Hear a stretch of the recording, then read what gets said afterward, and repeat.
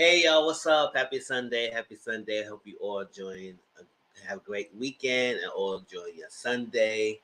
Yeah, here for Mizzle Talk. So what's up? This is Mizzle. You watch my channel Mizzle 14. And I'm here doing a live review of a couple things. It won't be no Mizzle Social Corner tonight, so I'm combining two social topics to this live. So it will be Love Matters Huntsville, One of Us is Lying, Love is Blind, and two social topics. We're gonna talk about the Coppin State University lawsuit that's against them, and someone who used to work there, and also a celebrity head coach that was named as a person who was named on the complaint as well, Juan Dixon from Real Housewives of Potomac.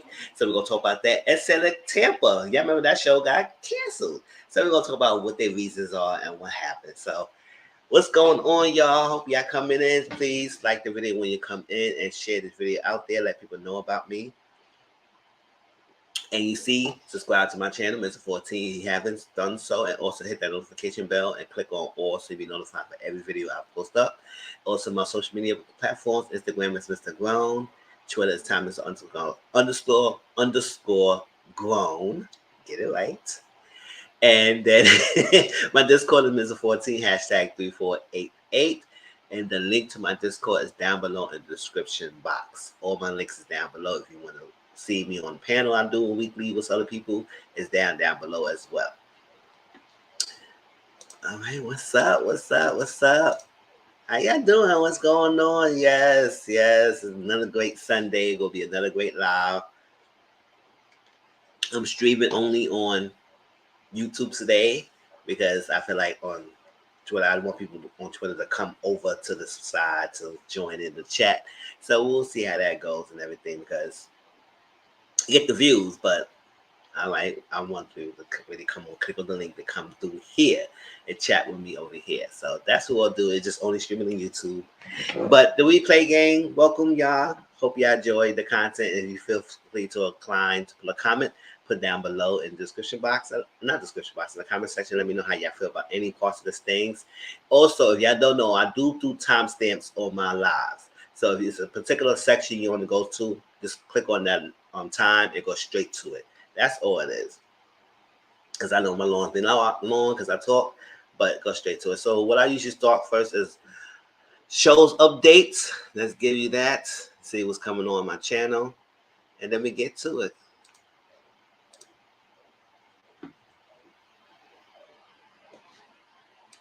Well, where is everyone today? Okay.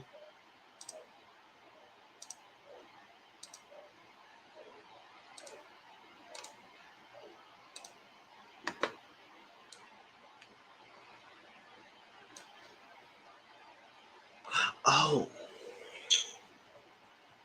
No, I did promote it.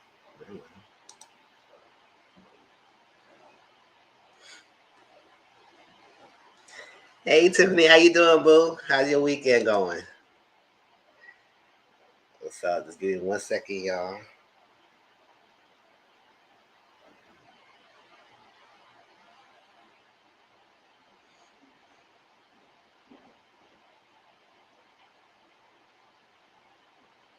Let's start with this on YouTube real quick. It's a little music.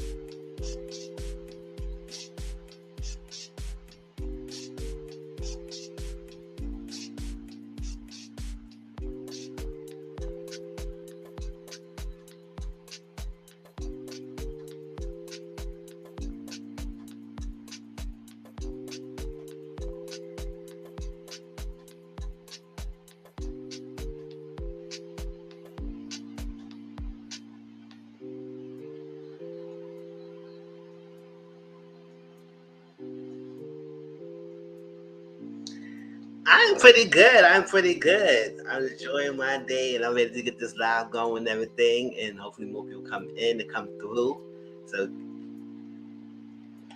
we can talk about anything. Because I just don't feel like talking to myself. But I'm always a good spirit. I love to smile. I was a good spirit. All right, let's get into this shows update, and then we get to start talking about these shows. All right, Love and Marriage Huntsville season 4 is on Saturdays. Real Housewives of Potomac is on season 7 on Sundays on Bravo TV. Don't forget, tomorrow on Potomac, I will review my review. I will post my review. It's going to be a premiere, so we watch it together and we make comments on the video. So tonight I'm going to watch the episode and then do my video, and then tomorrow we'll do a premiere review of Potomac. All right, it's around 7 or 8 o'clock tomorrow. Cherish the Day season 2 is on Tuesdays on OWN. I'm not going to do Cherish the Day today, but I will do that in the next episode for the following week. Okay? The Sinner season 4 is on Netflix. So next Sunday, I will talk about the first episode of The Sinner, and every week after that, we're going to talk about a new episode. So The Sinner, we're going to be starting talking about it next week on my live. Guillermo del Toro's Cabinet of Curiosities on Netflix. It's like an anthology of short stories that's on Netflix, and I'm happy to see it. I want to see what it's about, and I might do some watch along. So if you're not on my Discord, click on the link down below and join my Discord, because I do watch alongs. We have conversation, we chat about things, so it's popping up there. All right. One of us is lying on Peacock. We just finished season 1. So we're going to finish the review on season 1 on this live today. Wednesday premieres on Netflix on November 23rd. And depending on how that show is, I will talk about it as well. The Best Man, the final chapters limited series on December 22nd on Peacock TV. When it comes and when it airs, I will talk about it as well. All right, and do watch alongs of the episodes.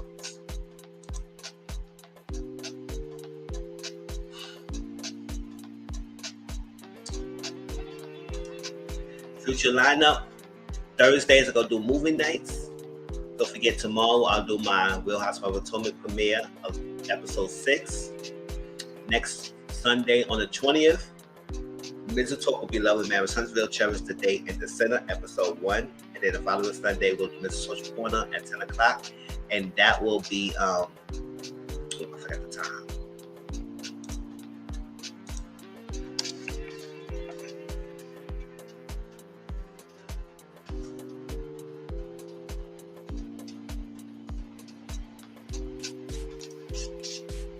And that will be at 10 o'clock p.m. And send me your various topics on Discord, Instagram, Twitter. If you got something that is interesting you want me to talk about and take into consideration, y'all let me know. And American Horror Story after New York City. This current season is really good. So after the season is over, I want to do like a whole live about it. So I may collaborate with Auntie Momo about it. Hey, CM Boo, how you doing? And I could do a watch along for people who want to watch the episode, so you got to be able to, Yes. Same here. Hope you had too. I had a great week. And now it's relaxing, 2 days off. Okay, do watch alongs. I will do watch alongs if y'all want to see the episode. So when I do a live and we can discuss it, y'all really know what's going on happen, because I enjoyed it. I know a lot of people give the season a little slack because it's not the OGs on it. It's all them cast. But hey, give it a chance. It's a great storyline. I'm intrigued. And I want to talk about it. I'm not going to do the weekly thing. I'm going to do it all in one shot after the season's over. So catch up. Once again, it's no Mr. Social Corner tonight. Hey, I can have that one call. So yeah.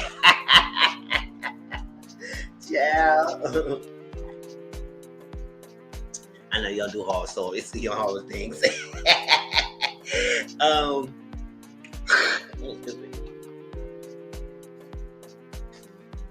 So I want to do that.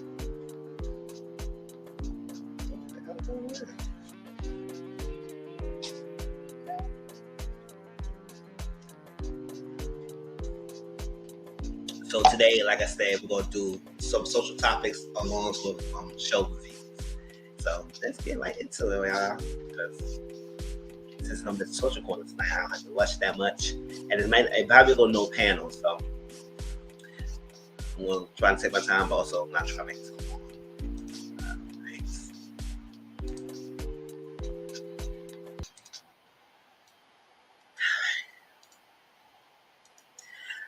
So the first show we're gonna talk about, like, the lineup is we're gonna do Love Is Blind first, then we're gonna do Selling Tampa and the update status of their show.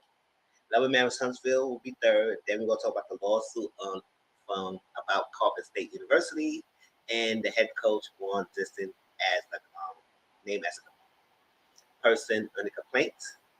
And one of us is lying will be last. All right. So let's start with Love Is Blind. So how many of y'all saw Love Is Blind? I mean, I'm sad, y'all. If y'all haven't watched that watch along with me, I was so done with that. I was so done with a lot of things.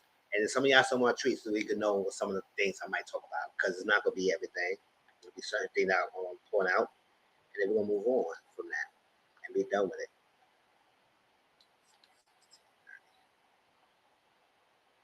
Now, if they do come back with another season, I might just do another YouTube do and just wait till the whole season is over and then do one big live on it in the corner of the day. Instead of do it. Because I like to do like a different thing, but child, I like to do all one shot and corner of the day. But I don't know. It depends. We'll see. Or I might even do a review. I might just watch it. Fuck that. But Love Is Blind. So we ended with the decision of Nancy and Bartiz, which I could have sworn we all know. Big Brother took me out for episodic shows. Child. Cause they drain you. It's just like it's a lot of draining sometimes. It's a lot of draining. So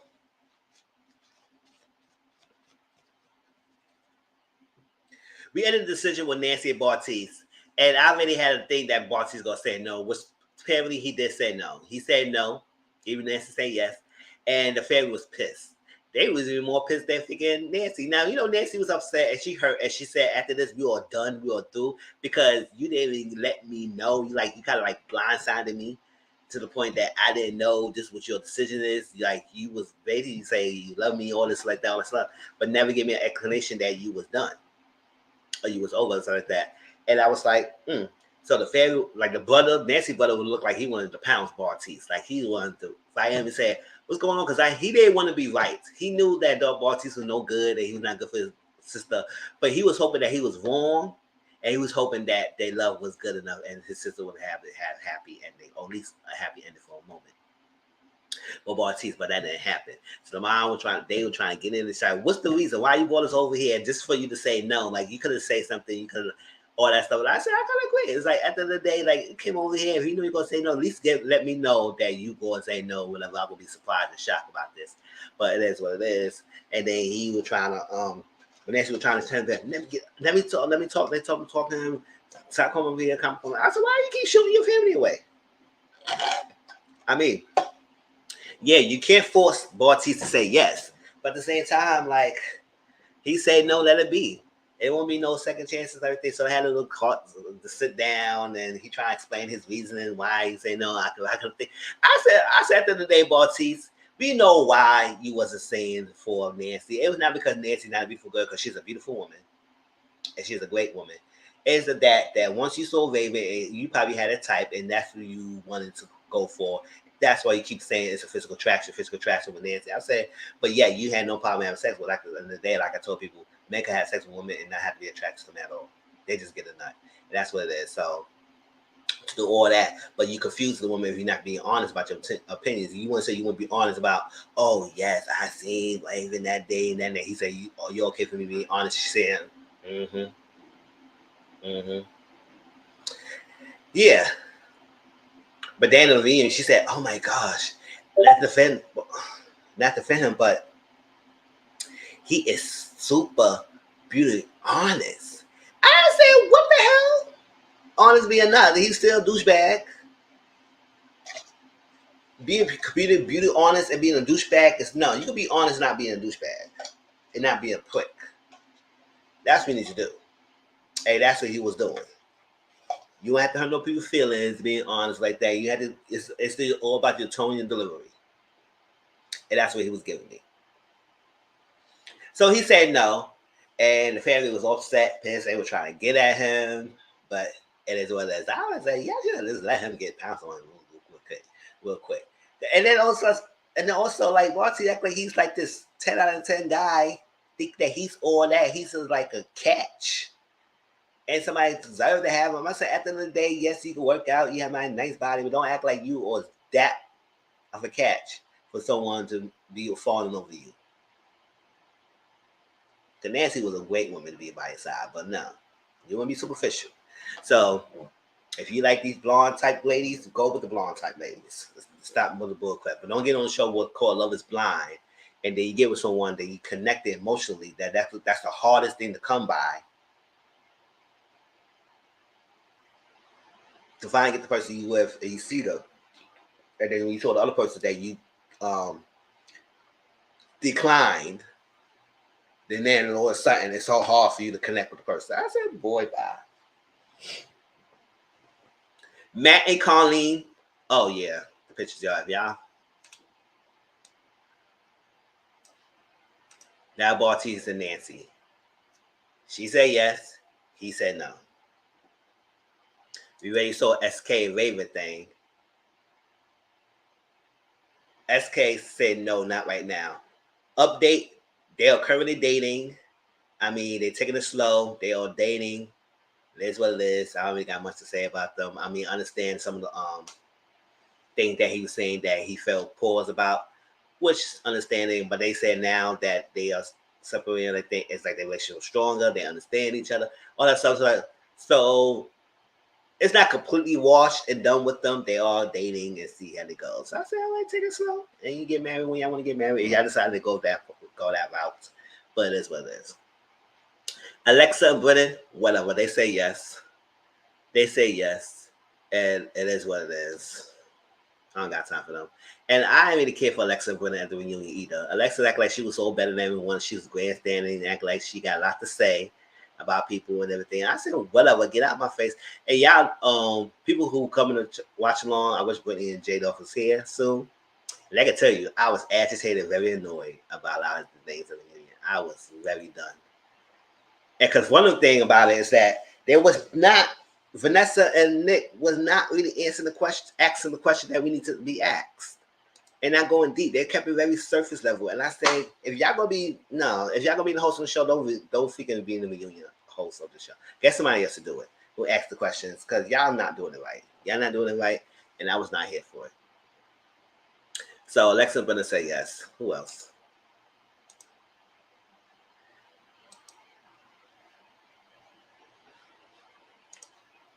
Matt and Colleen, they also say yes. And I was sure that I thought Colleen was going to say no, but whatever. Because all the things, she's like, I don't know. It's like this, it's like that. And when he said things, how he handled things, I was like, girl, you think that's going to be subsided when y'all ain't married, no cameras on you? Like, at the end of the day, girl, how he blows up with those small little stuff that wasn't even big, it's telling something. So you may want to rethink that little thing, but now, right now, they're currently not living together. She said it's a lot moving in together. It's not financially feasible for us together to move in.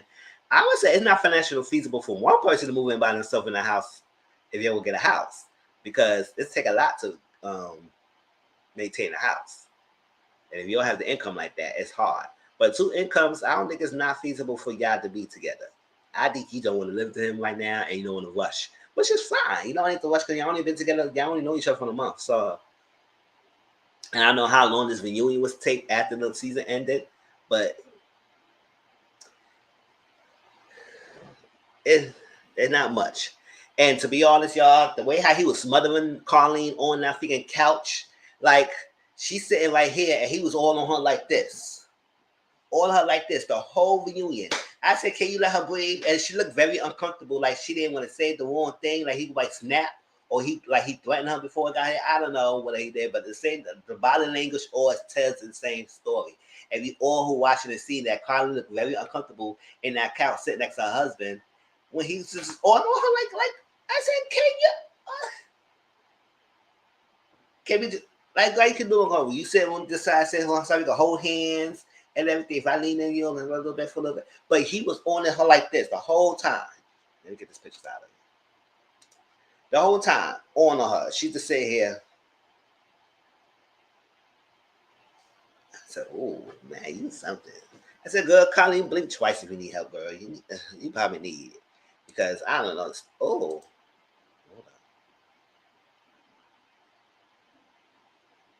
So that was all the decisions. So two couples got married. They say yes. Alexa Brennan and Matt and Colleen. Everybody else split.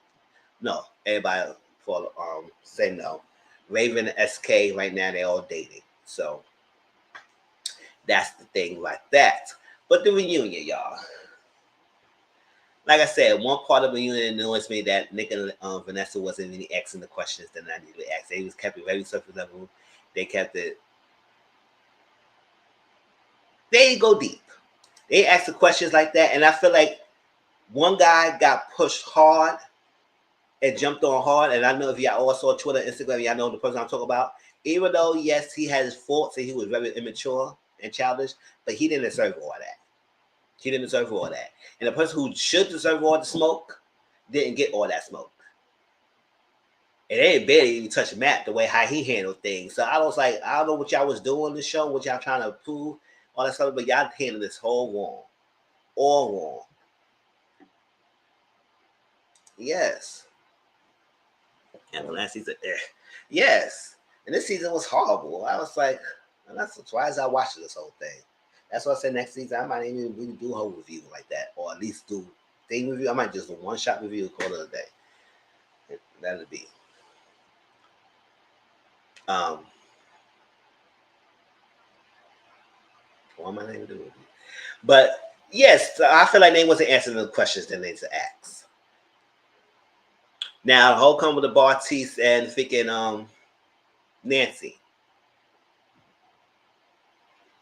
Out of years, she kind of defended him a little bit. So he was just being honest. I said, whatever, girl, bye.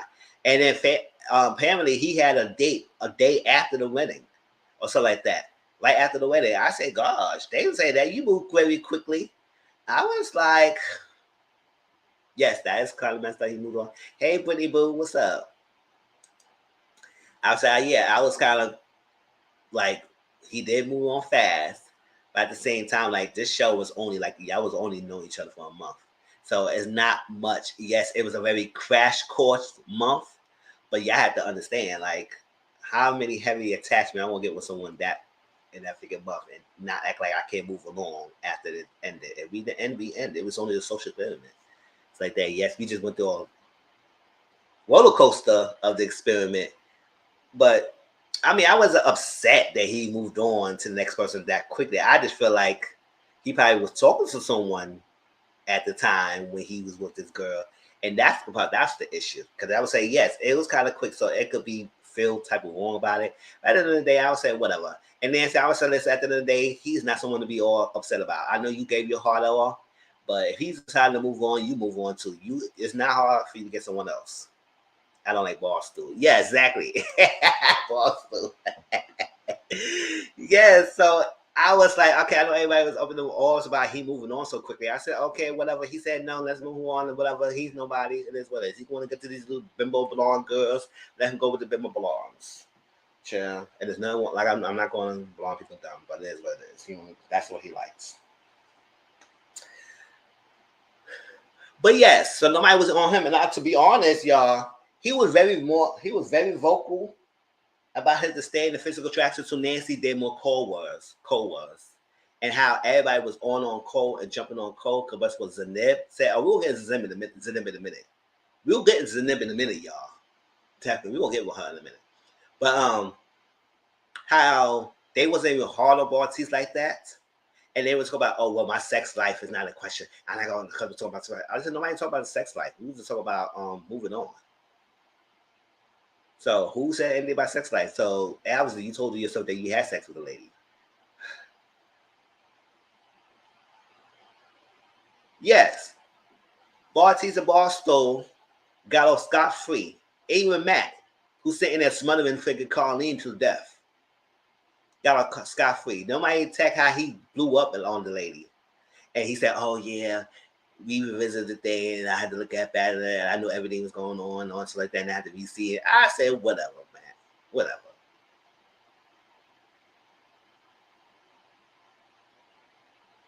Yes, he was talking about sex. And I said, no, we ain't asking about no sex. We talking about the date.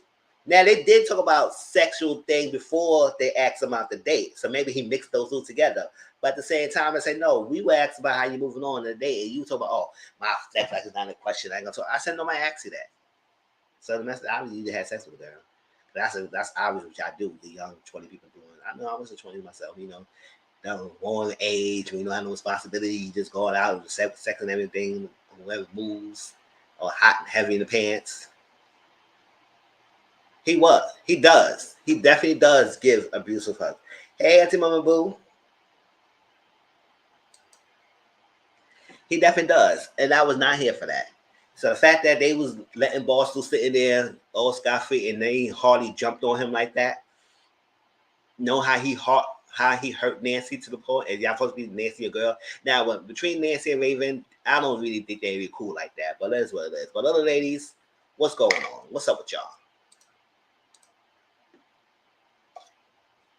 Y'all supposed to be this sisterhood bond, whatever.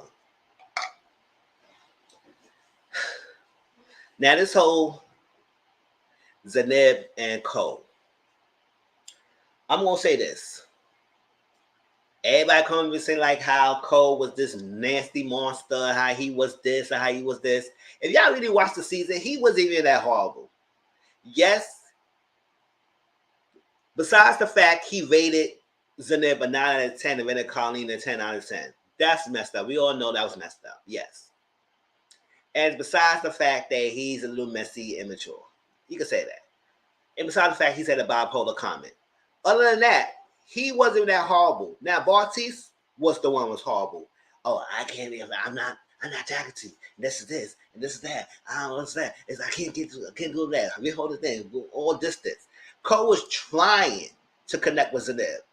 But Zaneb, they couldn't get past to the point that he rated her a 9 out of 10 and he didn't find her attractive. Now, yes, he was telling people at the pool scene that he's not attracted to them like that he was as Colleen. And that's only because they also seen the other people that he was connecting with.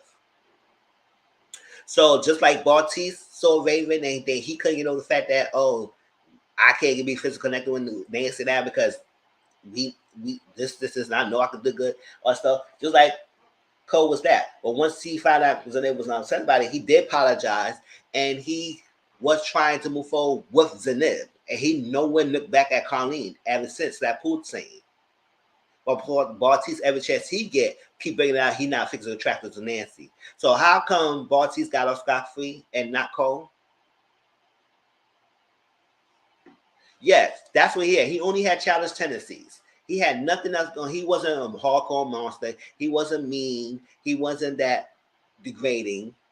Now, one thing I say to Nib, why you ask someone to rate you? And I tell people, stop asking people to rate you. I know you think that's cute and all, but and the people, why answer the question? That's a trap. Do you know why it's a trap? Everybody want to present themselves. Most people want to present themselves like they're perfect. We all know nobody's perfect. So nobody is a 10 out of 10 at all. Nobody's 100% perfect. If it was, the life wouldn't have been the way it is. There would be no crimes. There would be no disagreements. It would be all peace, love, and harmony, peace, and all that stuff. Live free. Boss Two phrased this season with physical attraction. Exactly. That's what he always was on. So nobody's perfect. So when you ask someone to rate you, and they rate you less than a 10, you can automatically get upset. Oh, wow. Oh, why? How am I 8? How am I 7? How am I this? How am I this? Why am I 9? Why I can't be a 10? Then you have to explain why you rate them lower than a 10. And if you do rate them a 10 out of 10, most people might not think you taking it serious or don't think you joking. Oh, stop playing. Stop lying. I'm not a 10 out of 10. All right? So it's a trap. Yeah. Yes. It's a trap. So I'm not asking nobody to rate me. You don't like me, you don't like me. It is what it is. If I'm not attracted to you, I'm not forcing you to be me, find me attractive or trying to. Not at the end of the day, if it's not connected, it's not connected. Point blank, period. And I know I'm a good looking guy, but I know they are somebody better looking than me. It is what it is, and I'm not going to cut my self esteem for anybody else.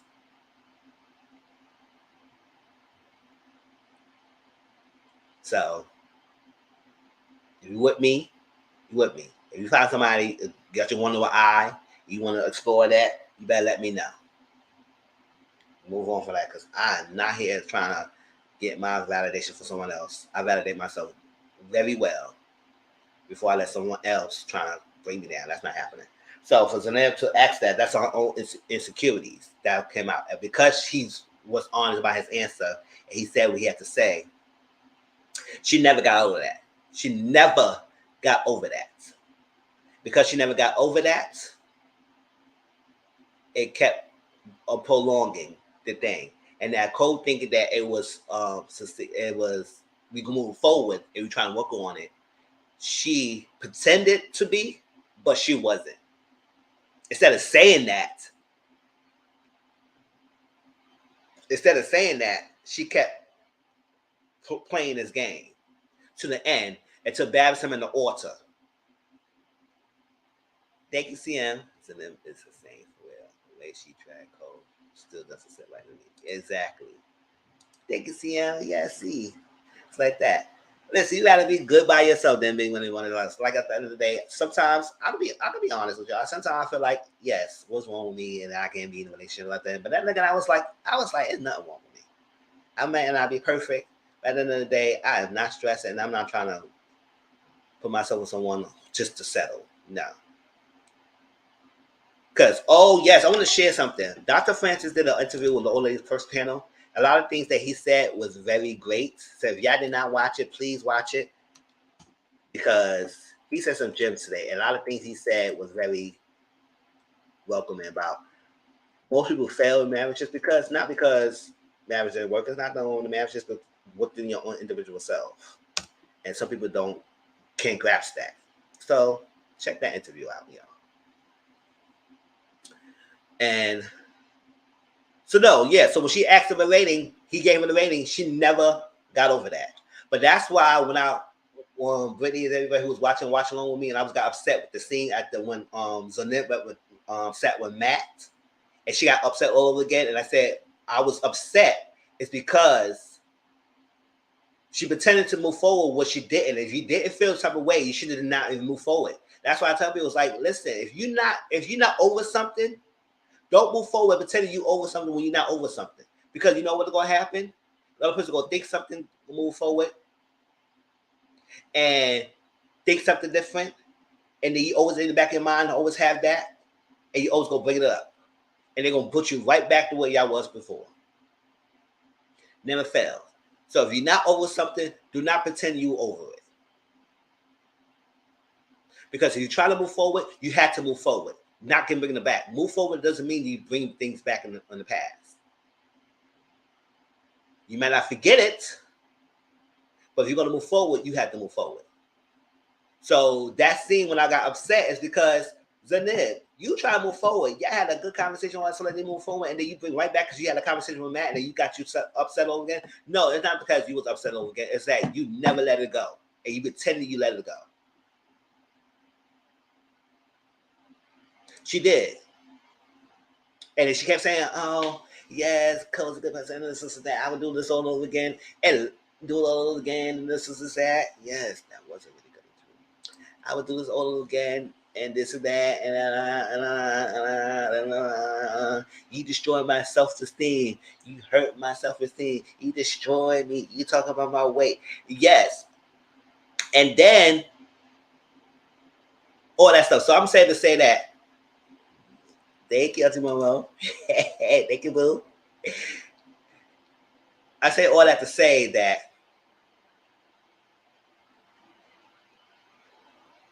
he wasn't that horrible, to say the least. Because all that stuff everybody was going after, it was the beginning of the season. He wasn't like that throughout the season. He was trying to work it out. Was in it. Because he knew he messed up by making that comment. Rather than it's just that then it was nothing from that. Since that he had a conversation with pool party with Colleen, it was nothing from that sense. Meanwhile, Boss Stu got every chance he get trying to tell Nancy that he was not attracted to her. But yet, Cole was the monster. And how all the ladies jumped on Cole over what Zenev presented. Now, that bipolar comment, I understand why he said that comment. Not because it was the right choice of words, but I understand why he came to that conclusion based on how she acted.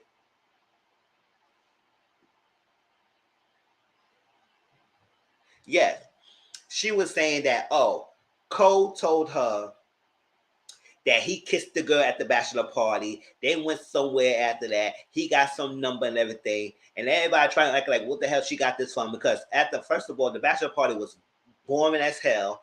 They was faking in a barn club with no women in sight. It was all men. I said, what the hell y'all doing? What the hell y'all doing? It's a secret society or something was going on. Where's the woman at? It's a bachelor party. But meanwhile, the ladies had all dicks in front of their faces, swinging in their faces. Act like they ain't like it. Good, y'all was loving it.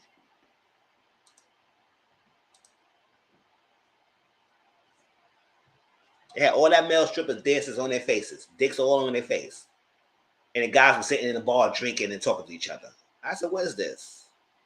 This is not a bachelor party I want to attend. Child. So, saying all that and everything. And nobody could come out with the story because they would say, Brennan was too drunk.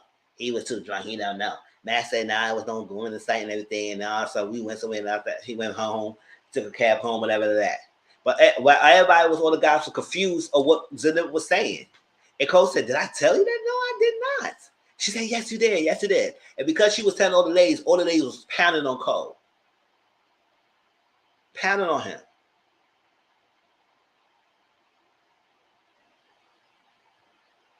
Pounding him. And then she said this cutie scene about some freaking tangerine she was eating. Apparently, they made a reservation for a restaurant, right? Usually, when you make a dinner for a restaurant, you don't want to fill yourself up. So when you go to the restaurant, you don't eat. So that's a sad. He said, so save your appetite. So I guess she had some tangerines. So he mentioned something about her weight. Because little that she was calling about her weight, degrading her weight, trying to starve her so she won't eat. Said, complain about that, why she only had the banana. He said she only had a banana like that. And he said, why you only had just had a banana? Like, what's going on? Why are you trying? What's that? I'm not trying to make you starve either, but at least save some appetite for later on. So when you was in that thing and y'all trying to make a reservation and trying to go to eat, you was eating so freaking 2 old tangerines and stuff like that. He said, okay, hope you're not trying to fool yourself because we got reservations. And that whole scene, she took a whole different thing. Now, Amanda, whatever he said or not, if she took what he said, people say, she didn't lie. She did. At the end of the day, she lied. She interpreted it all wrong. And that's how she felt. That's how she may have felt. But she interpreted that scene differently and made his attempt that he was intending to destroy her, not knowing that it was all just asking questions and just say, let's just eat later on. And I offer you something to eat later on. You didn't want to eat that. Why you didn't want to eat that? Like, what was that? He was so confused. I would order, and I was getting pissed. Really could tell you, I was getting upset. I was saying, just show this thing, show it. Because she was saying it was a lot of things they cut out. They could have shown that you degrade my weight, you call me fat, this is that. I would say if they showed him telling people that he was not attracted to you at the pool party and rated you a 9 out of 10, what makes you think they would protect him and not show the other stuff? Because the producers love a villain. So why didn't they show that? They show that, but so I'll say it was no footage of that. It was no footage of that. Because I was like, what the hell? They show us. And I kept saying, stop talking about it, show us. Where's the scene at? Where's it at? Producers, put it up. And that's what she's saying. She said, I could have dragged you. And then on stuff like that, Barty was mentioning that how the ladies was clapping at the at the wedding, like it was so good and all that. So I was like, what was the clapping for? She's like, oh no, I didn't prepare them beforehand. So like that, I could have dragged you. So I said, girl, and then she said all that, right? Say he assassinated her, try to make her fat, try to destroy her self-esteem, but all this stuff. But yeah, if I could do this again, I could do it over again with him. I said,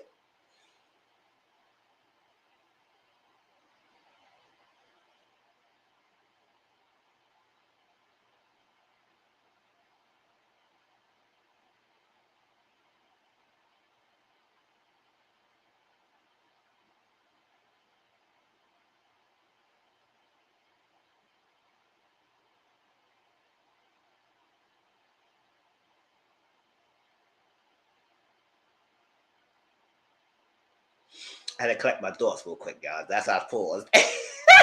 Not because I didn't forget anything, because I was about to go off. But I was like, girl, so you was going to do all that again after you just said he did all this to you. You going to do all this again with him and he did all that to you, huh? I said, bitch, stop lying. That's when he made that bipolar comment. And it was prevalent. It was very prevalent. It was a poor choice of words. And then they said, oh, well, it's crazy to me. Don't say crazy. Don't say. I said, why he can't say crazy? Because if she crazy, she's freaking crazy, bitches. I said it. Fuck out of here. So what? I don't care that's a trigger word. She was acting crazy. That's what I'm saying. One person they said they went out after it was not. And the other guy said that didn't happen. Exactly. He said confused about why she wasn't eating, not because she was eating too much. Exactly. Why you wasn't eating? Like, are you trying to save? They showed them out. But this season they just magic lost. Exactly. They showed everything, but now all of a sudden they got no footage of what she was saying. Because it happened. Ooh. It wasn't easy because he looked like a douche. Exactly. So easy to pounce on him. But then again, Barstool was a douchebag too, and they ain't going on him. That's all. It's like that's what right at that moment, to the point that she destroyed him and everything. He started crying, and not because white man tears. I think it really like, listen, I may have my moments, but dang, you made it seem like I was a Stone Cold Steve Austin. Oh yes, that's late. Shout out to CL. Stone Cold Steve Austin, figure-hearted person. Child. Like, I don't give a F. You made it seem like he didn't give an F about your feelings. And he didn't try.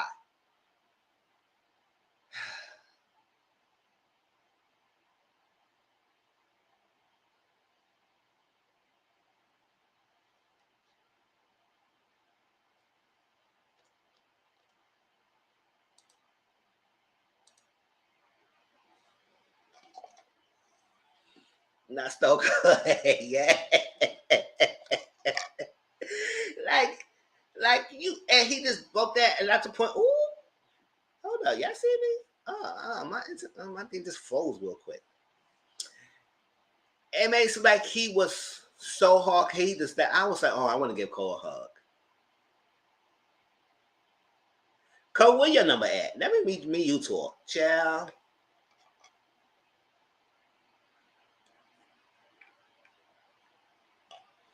It was something.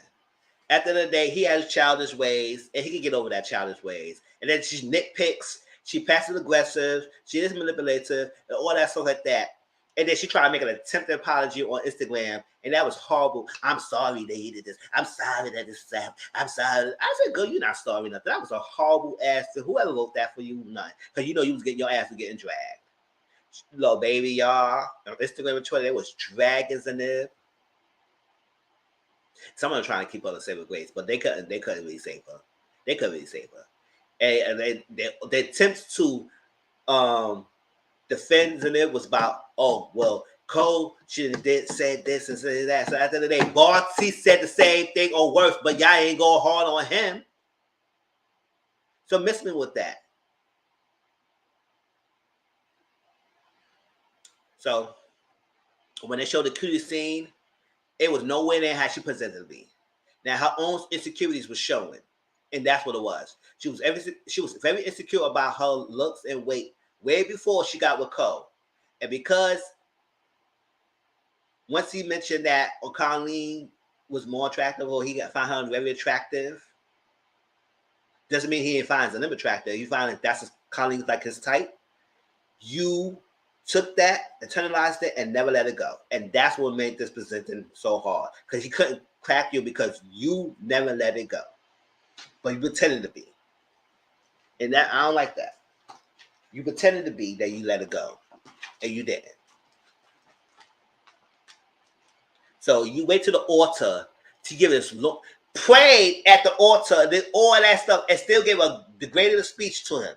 Embarrassed him in front of his people and y'all people. And mind you, he had no people there for him. Remember, his parents couldn't be there because they didn't believe it.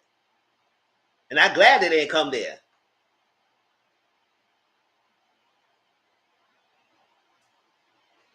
So, whatever. Y'all can stand next to them all y'all want to. She needs to hold accountability just as much as that y'all want to hold Cole is. And that's it. That's done with Love with Brian. I don't care about that show. It's fine.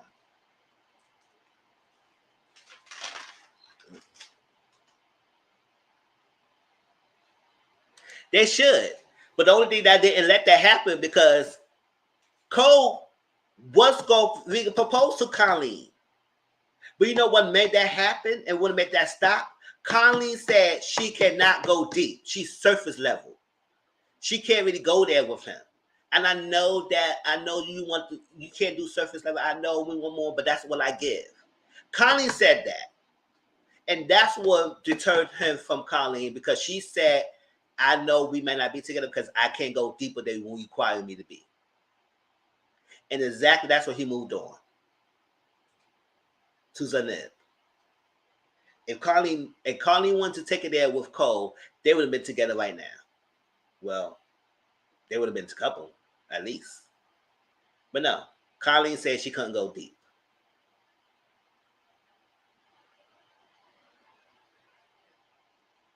Even though Cole, I don't feel like Cole was that deep at the moment either. But still, if he wanted to go deep with someone that he really attracted to and he really emotionally bonded, why not? Because at the end of the day, you will have to go deeper than what it is.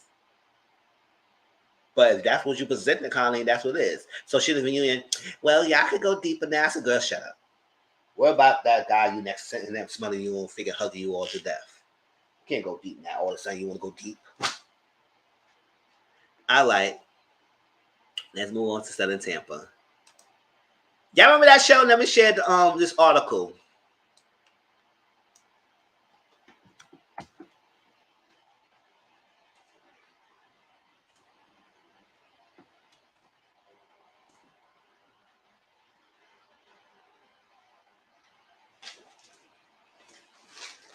All right, what's next? Selling Tampa, 53.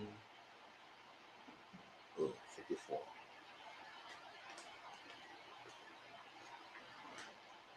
So I'm not gonna read it. So I posted it for y'all if y'all want to watch or read it yourself and everything.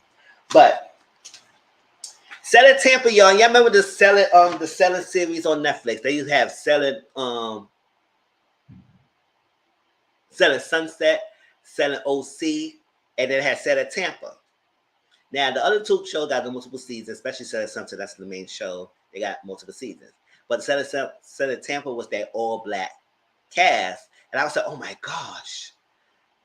I was like, oh my gosh, it was so good. I remember I reviewed the show. So it was like, I was hoping that was come back because I think I remember saying that if they do come back another season, I will review it because I enjoyed it. And because I wanted to see what's going on, what's going to happen. What about Renee? I think that's her name. Renee, whatever her name. Some of the names might elude me, but I think her name was Renee. And she wanted to do her old firm. I'm going to say how that happens.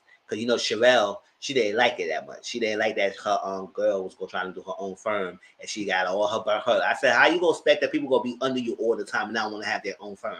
Like, come on now. That was done, and you know, some of the other names elude me, but y'all know that whole black cast and everything. I remember one girl got fired because she said this is a tree of life. That's the tree of life. How you gonna say a promise? This is a tree of life. I said, girl, child. They know her home. They know her freaking house she was selling. Those what was it? What do you call that? What you call it? The specs, the specifications of the freaking house and all that stuff. She didn't know all that, but she know the tree of life.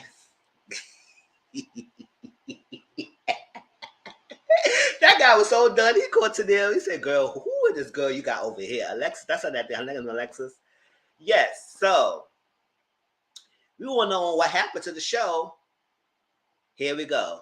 It got canceled. They were not renewed for the second season, and it was one and done. So if you want to watch the first season, you have to watch the one season and get the rewatches, get your memories going together, and that's it. But other than that, it will not be a second season. And they feel like the reason why the decision was made, the cast feel like it was racism for the decision. Because they was told that it was numbers that reason why their show was canceled. But they was like numbers. They didn't give no explanation further what it was. They just said numbers. I said numbers of what? Number of views was not good. Yo, what the show they gave you a lot of money and everything. But according to the stuff, like I said, the statistics said Tampa was a great show and they made them some money. So I don't know what the reason why they were canceling.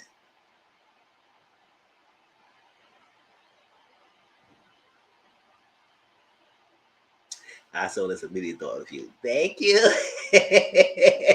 So I was like, and it was like, some people were criticizing the show like they didn't sold any houses.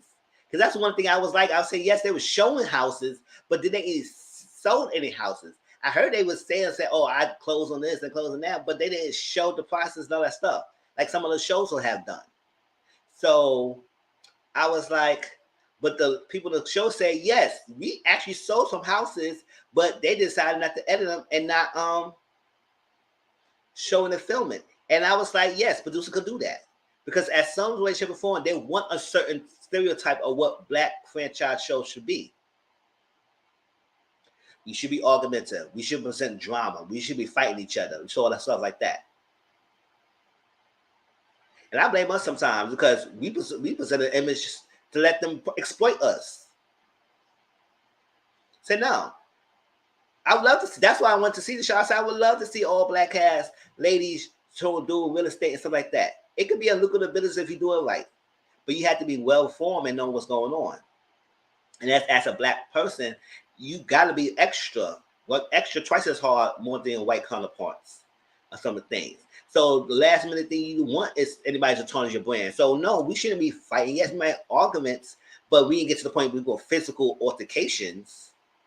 And yes, this show did not go there. They didn't take it there to physical altercations. They could just show that we have regular disputes, just like other franchises do. But we could show we could handle disputes in a mature way. Yes. Love and hip hop. Yeah. Because Love and hip hop, because the only thing about Love and hip hop basis, the premise of Love and hip hop, fighting was allowed. All that was allowed. But other shows, that was not the premises of it.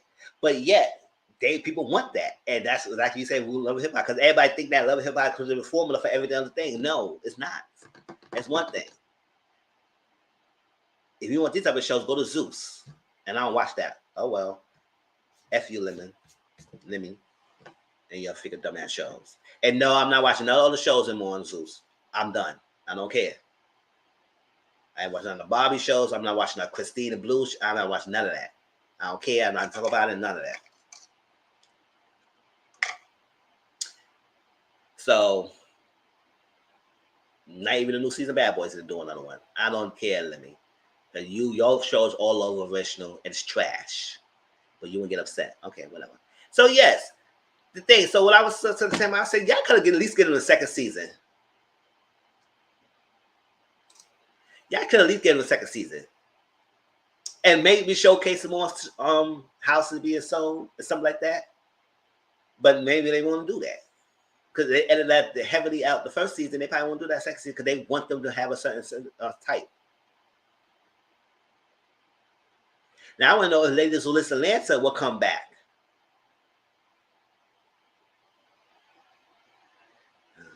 Yes. I mean, that's why there's no more ratchet. That's what I'm saying. Well, shoot. Oh, Ladies Who Listen Atlanta, that was on OWN with the ladies. The one thing I like that show is that they actually really showcase the process of real estate and different avenues, not just selling the houses. They had closing agents, they have booking agents, they have brokers, they had all that. And I like to see that. Yes, they had their little drama, but that's what it was. But at least they showcased the process of that. And I hope they come back in the season, but we don't know. It's been hush-hush on that show, too. So it may be paying, they may cancel that one. I don't know. Don't never stand resistance. That's making a season. I can do more reviews. And still like that. But so Santa Tampa, yes, y'all. They got canceled for second season. So we will not get a second season at all. I think they not gonna do next season for Santa Tampa either. I think they stopped that as well. I don't know they completely, but they're not gonna do next season right now. And the OC, I don't know about that one yet. But yeah, and the promo, and y'all know the promo of Santa Tampa wasn't all that great either. So it was like a lot of people didn't even know about the show either. Even people with the lack of promo, the show still was number one for a while now when it was on. So it was like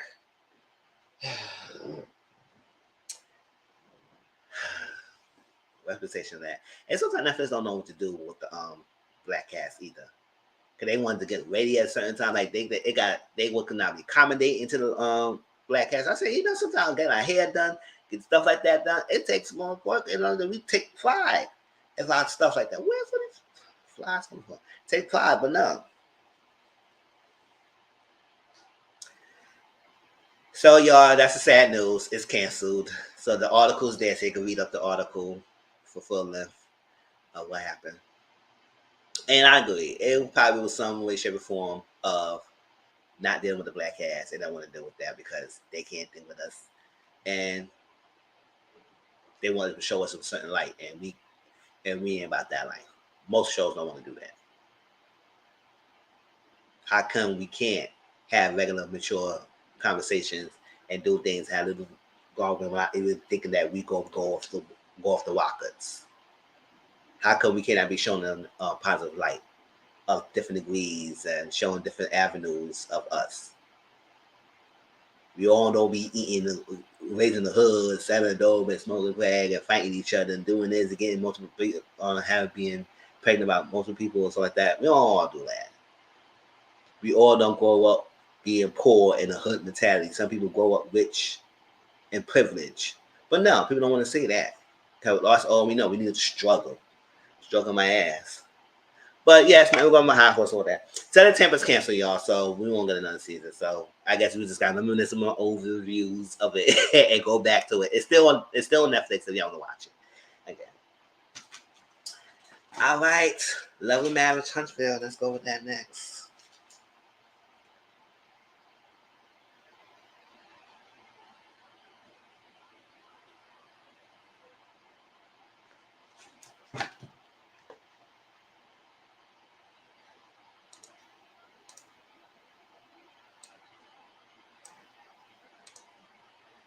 Yeah, like I said, don't ever did Love and Marriage Huntsville last. But to be honest, this episode wasn't all that for me to make it last. And I think one of those lines was great enough for me to make that last. But we got two other topics. We got another social topic to talk about. We're going to talk about that. RHOP special news of Juan Dixon being named as a person on the case. We're going to go over the details of that. So I got some things to say. All right, Love and Marriage Huntsville. Let's get over this. Let's get over the heavy stuff first. heavy. You know.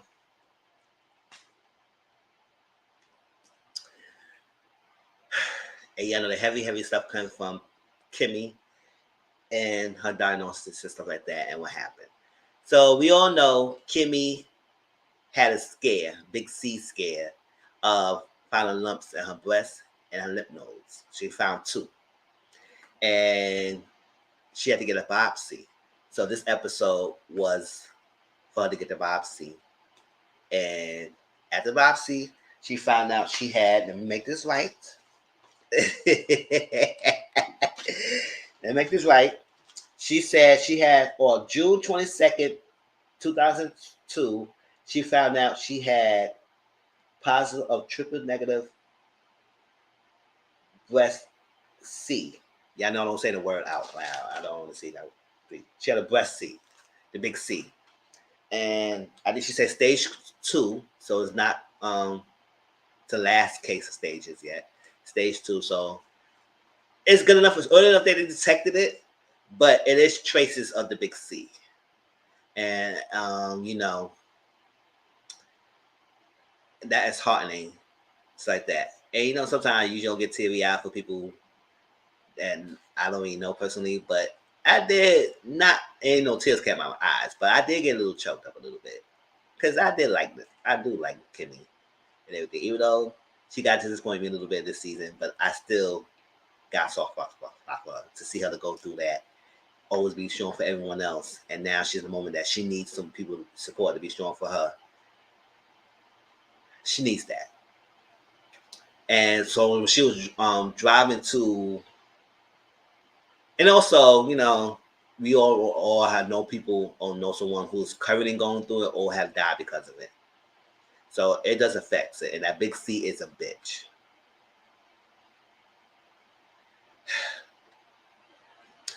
So, and I hope she is okay too. I definitely do hope she is okay and everything. And she beats it, or at least she gets out of it, and we know more traces to get through a treatment and stuff like that. And I hope she beats it. And in a car, stuffy ass Maurice, right? Go make a little light joke. I mean, yes, Kimmy might laugh about it, but I didn't find that funny. He said, "Oh, since it's no real thing, it's no big deal. You could cook tonight." She said, "And no, we don't cook it tonight. I'm gonna be good for a couple of days and everything. And I need a rest." And I said, "No, that's right. You better rest. And how dare you come out with your mom making a joke about cooking?" And I looked at him. I was like,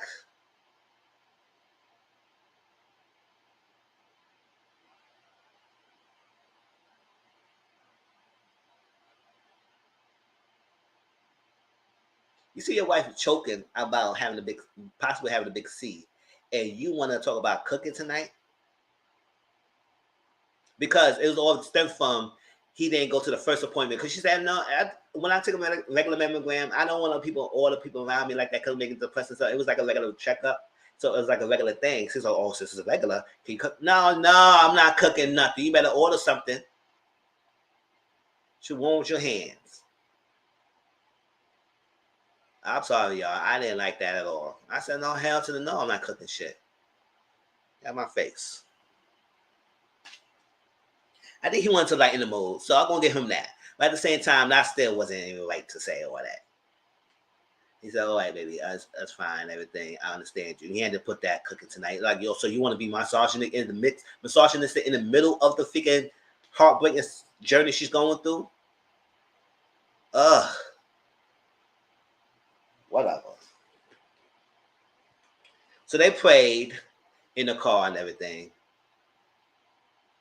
And thoughts like that. So Tisha went to do a period party. And I will say, Tisha, that was a good idea because at the end of the day, yes, you have these kids, but when they get to a certain age, yes, he was low-key serious. And that's why I was like, I ain't find that funny. "You want to cook tonight?" I said, "Oh boy, I barely cook right now for myself." It's like that. It doesn't mean I can't cook. I just feel like doing it. But I'll probably cook tomorrow. But other than that, I usually mainly cook. If I really cook, I do mainly cook breakfast the most. But other than that,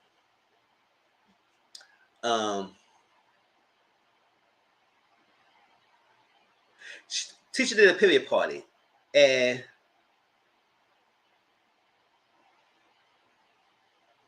my dad, who didn't cook, didn't miss a meal, including Thanksgiving and Christmas when my mom had. Oh my gosh.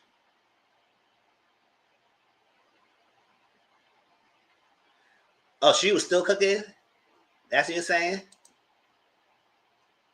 Or he just didn't miss a meal, that means he was still eating, whether she cooking or not. Oh.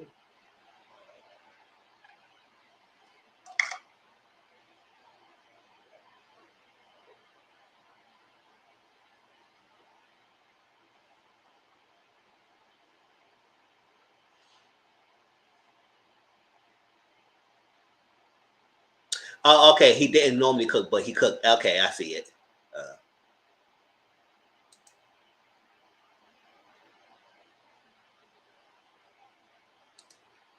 Okay, I hear that. See, that's how you do it. See, you step up. You step up with time like this, and that's what it is. Doesn't mean I can't do it for myself. I know how to survive for myself. It's like that, and I know if I could cook when I have someone with me too. So we will survive. And then with stuff like this coming, you both people gotta be ready. Gotta be ready. So I didn't like that comment. So what teacher did at period party, I said I like the idea that teacher did because you have these children when they get to a certain age, when the puberty start and happening, y'all want to shy away from talking about it. I said, what the hell y'all shy away? Y'all have them. Talk about it. That's what the kids go find someone else to help them learn. And then you get upset when they get pregnant or they go all of this and this happening because you don't want to teach them all that stuff. Stop that. Don't have kids you don't want to help them teach them. If you can't teach them, go to programs like Kimmy did. She had professionals at the party to go really explain things and understand, like a nutritionist, the person who doing it, the kids who the what's it?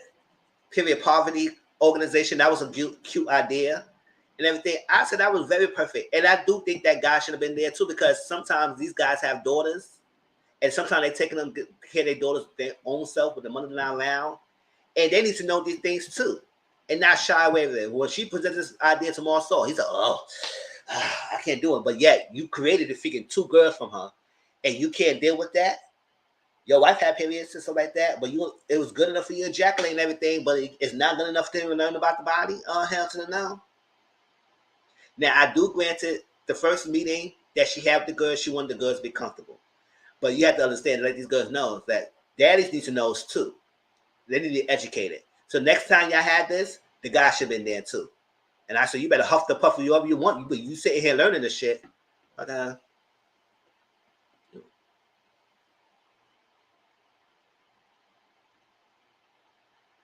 I hear that. The grandmother playing. And Marshmallow should have been there. He should have been there.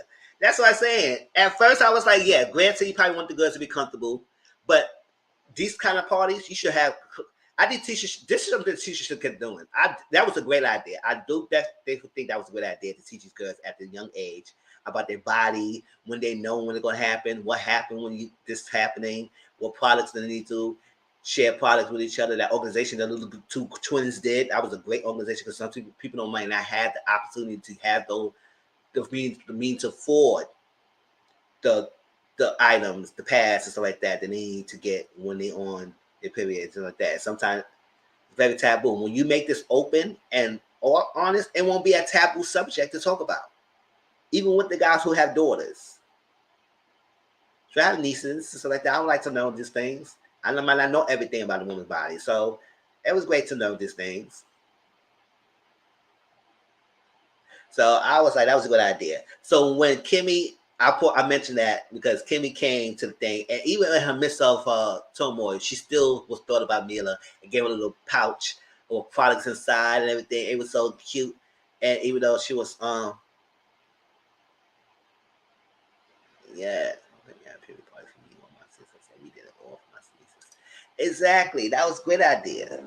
That's great. And next time she do it, teacher have the men there. Sure. especially the one who's taking care of the girls, because they all guys out there who taking daughters by themselves and by me knowing that little thing. And when it comes to the age, you don't want them to grow up and you say, "Oh my gosh, mom, teacher, my baby, auntie, I need you, sister, whatever, I need you." I said, you had them do it. Yes, we have ever cakes and cookies and made her up. Yes, I loved it. So when Kimmy thought about me at the midst of her telling Tisha, the only thing about that scene that kind of like upset me is that, don't you hate? I may do that for my girls. Yes, do it, because I feel like it was a great idea. It's just up to be open about it, because if they can't get it from their own parents, they're gonna go out to find out from someone else, and it might not be the right information. It's like that.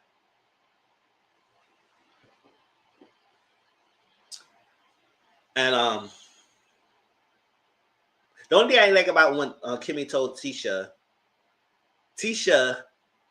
was crying more and want to get comforted more. I was like, how don't you hate when you go do something and you want to tell your friend, and the friend get more emotional than yourself, and then you end up comforting them? I said, how this flip? I came for you, and I gotta comfort you now. How to know? So she was like, oh my god, I was like.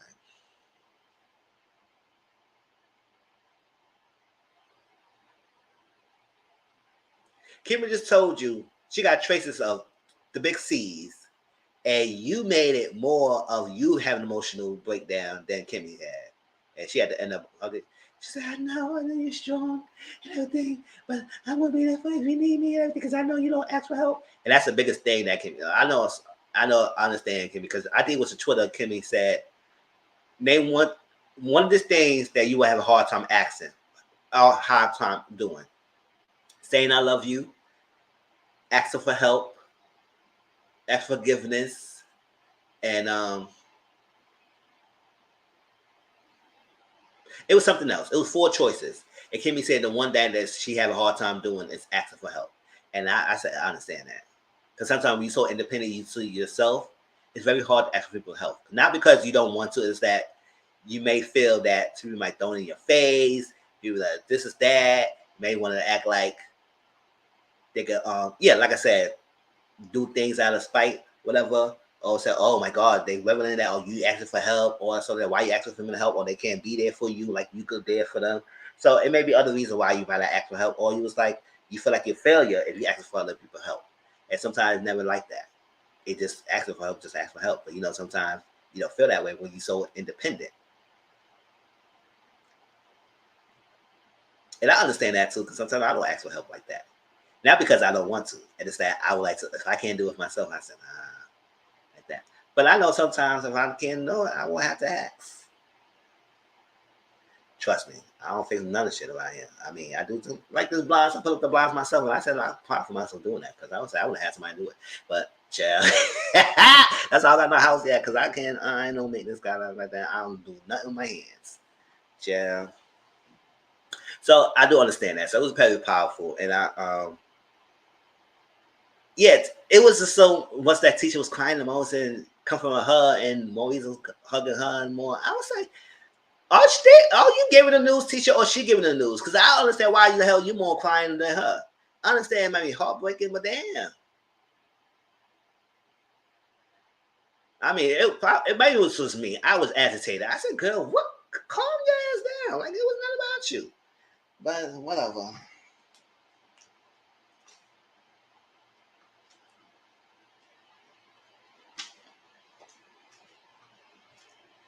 Yeah, I don't like that. I was like, I can't for you the trouble, and you make it all about yourself.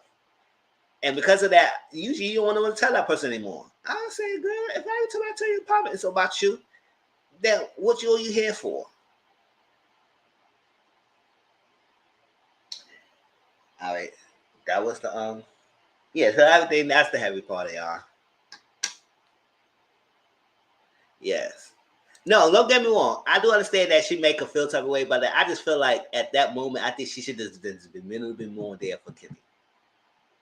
It's like that. And yes, I thought probably or might be had someone who went go through it. So the transfer of emotions might trigger you to the point that you start getting triggered more than the person who's telling you the story and they was going through the struggle. So I do understand it, but I just feel like at that moment she just should have been there for more than Kimmy like that. I was like, how the hell she ended up comforting you more than she came for? And she the one who gonna do it. But everybody handle things differently, right? It reacts differently. All right, y'all. So that was the heavy stuff. I'm hoping my ear got the tissues of crying. Now let your spirit go. So it continued last week when the episode ended from with the peace party that Stormy had, and it stopped with Mel and Destiny. And yes, the ladies was confirming Destiny Mel's thing to say that Mel did speak to you, and since you didn't heard it, maybe you hadn't think. They said, "Well, girl, you didn't want to hear it because you had the whole disposition. It will show your face and your body language that you was not here for anything." So yes, you was not giving much. So maybe that's what you didn't hear Melanie when she came in and said, "Hey, Destiny," all that stuff. So they said, "Oh, if now do you know that she said it didn't change anything?" Nope. And everything. I said, "Okay, girl." So I said, so here was Stormy already. I said, "Oh, y'all friends got cool?" I said, "Why are you so giddy to want people to be together?" So Melanie said, "Listen, it's okay for people who may not like each other to be in the same room and not build a friendship. It's okay that we may not patch things to get up. It's okay that we may not be friends anymore. But it's okay we could be in the same room and not try to kill each other. We could be in the same room and be cordial with each other. We could be in the same room and be high and by and give a hug and not have no animosity with each other. We just can't be cool anymore. It's okay. And you don't have to be friends, which is fine. Just be cordial and be cool. And that's what it is. So they said, yeah, was that note? That's what it is. And then Stormy gave everyone a gift. Here go Destiny. Oh, here goes Stormy with your gift and everything. And it's just a freaking Wavy Beauty. Yes, it's a Wavy Beauty, but it's a personally for you, girl, not for your store. Go to a proper channel, see if you want the products in your store. She told you like a million times. I said, here she goes again. Oh, you gonna get back that purse? I know, I never gonna let that go. He told about the freaking charity case. Give it back. Sure. So Mel and Kimmy left out, and she said, "I'm glad you came behind me and everything." She said, "Oh, everything okay?" She said, "You want to talk about it?" She said, "I'm not ready to talk about it yet. I'm waiting. I'm not ready to talk about it." She said, "Okay, I'm here for you. If you need me and everything," she said, "I appreciate that." So Kimmy appreciate that she checked on her and everything. But you could tell Kimmy's spirit is kind of down and broken. And to be honest, I was halfway done with the show. But I think Kimmy sharing her story kind of saved it a little bit because it was getting tiring. I mean, I ain't gonna be honest, it was getting tiring, y'all. Because I don't want to be sent to the Scots and all that stuff, and I tired of their foolishness. And then Mel Montel drama's not really show up forefront anymore. Tiffany Lewis, I don't care about damn about them. And Stormy's not a main cast member, so it's like it was tiring. But Kimmy gave me some life, so I said, shout out to you, Kimmy. All right, so Tisha Marceau talk, and Tisha Marceau had this little picnic. I was like, oh, okay, that's cute and all, but why you didn't lay it down on the carpet and everything and laid it out? You put it on top of the basket. I said, how do we have the picnic items on top of the basket? It's supposed to be out the basket and on the carpet to spread out and you enjoy it. I said, okay, you try it. He said, despite what people believe, I'm a romantic person. I said, oh, okay. Montel, no, he was not in no parts of the episode last night. No parts. It made emotional females episode. Minus Maurice and Monson. With Maurice and Monson. It was mostly sentimental females. And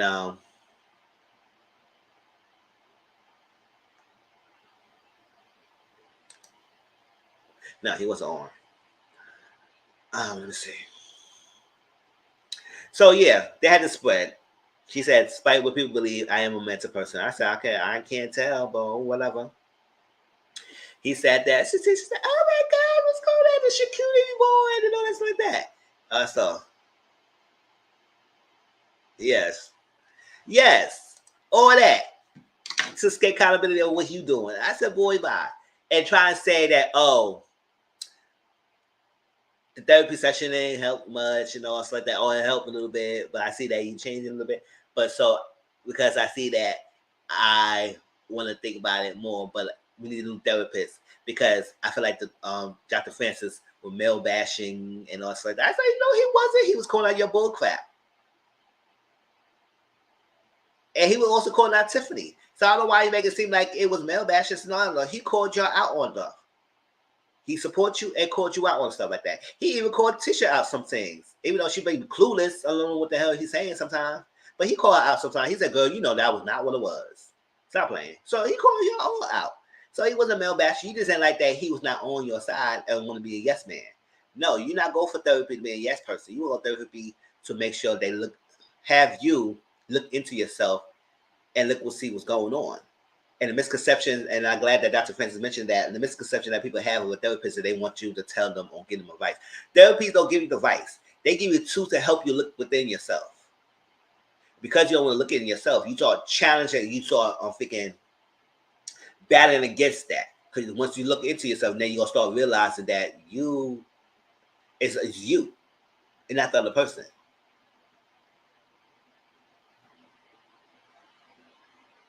Because your own internal struggles you have. So no, they're supposed to help their coach you and get your things together, but not too much of giving advice and everything. So he wanted another person, and then he said he wants someone who is able to not be biased. I said he's not being biased. He's not being biased. He sees what's through you. Now you want someone to be on your side. And so Tisha, when you was getting help and you was at least getting a little bit better with Dr. Francis, you gonna let that go because your husband wanted another therapist? I said, girl, you better keep that Dr. Francis. Say he wants somebody else, he could go somewhere find someone else.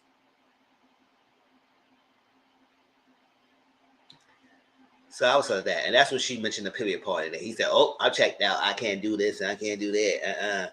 And then she said, "Well, you're gonna be there because you got 2 daughters. You could be there." And then she said, "No, you can't be there because it's gonna be old girls."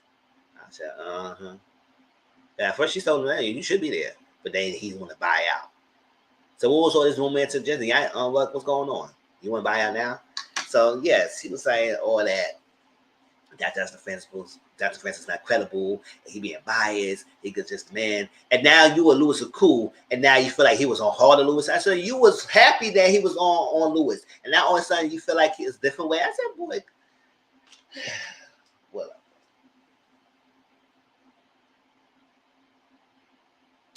Oh yeah. So last thing, Destiny and Mel. Destiny had a photo shoot for her single on 10. I never listened to that single, but I'm not listening to it now. And did the photo shoot in the feather yellow dress. And they came there and they sat down. To be honest, long story short, they agreed to move forward and be cordial with each other. They had love for each other. That never gonna go away. They had good memories with each other. But at this point, I guess because they was both going through their own divorces and what was going on, it just happened they were friendship dissolved. And that's what it was. Mel had her faults. Destiny had her faults. And Destiny, yes, he did call him a master manipulator and lying. And all because of the situation. If the lady did not want to work with you, I don't think it was so much about Mel. I think it was so much about she didn't want to put herself in the middle and you need to work on it. Well, get out of here. So it's not always sometimes a balance of Mel. Maybe she did like, you know what? This is too messy. Get the situation and then we can work on it. Not because she told me I can't work with you. No. So I guess the point is agreed to be in the same room together and not trying to fight each other and not going back and forth. Let's be cool. We can't be friends like we used to be, but we can be cordial. We can be cool, and that's how it all and what it is. And she said, "I need my peace. I don't want to drama. I need my peace, and I'll keep my peace as it is." And I'm glad that Mel kept her stance on the matter. Yeah, keep your stance. Keep your peace. keep your peace. And that's what it is. And people understand, once people want to distance themselves, it's not because they don't like you. It's not because they don't hate you. It's just that they want to distance and find their peace. So when I'm my own zen and I'm by myself and I do things on my own, yes, definitely trying to fight. Yes, definitely trying to fight. In my own, it's not because I don't care about y'all. I just said I need my space. Give me my space sometimes. But the point is that when Melody was doing that, they was hating on and bashing on her like she was dogging them and put them down like she was better than them. No, she was going through something that was public humiliation. And she didn't have time space. And when she did that, y'all all felt like she abandoned y'all. No, it wasn't abandonment. And she wanted to freaking distance herself because what y'all doing? Let her do it. She may come around, but then the fact that y'all was doing all this while she was on distance, that's what she's good for y'all right now. She said, no, I'm not trying to be friends with y'all because of how y'all acting. Yes. She picked the wrong person. Picked the wrong side, girl. And now she's know that Mel's stance is that no, we're not repairing this friendship, but we could be good. And that's what it is. And Destiny had no choice to move forward. And she right there, she said, so that's what she realized when all that. She said, oh, you love me though, right? I said, okay, yeah, and the girl, you know you lost an organ, so you just want to throw it out. So you love me though? Yeah, she had love for you, and you always gonna have love for her, but doesn't mean they're gonna be friends again. That's what it is.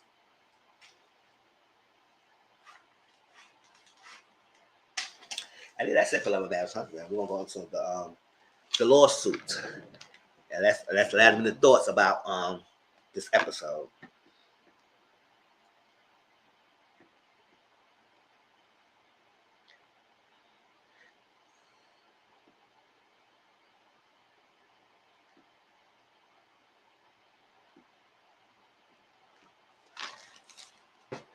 All right, let me share this article with y'all, and we'll get into the talk about it. Cause baby,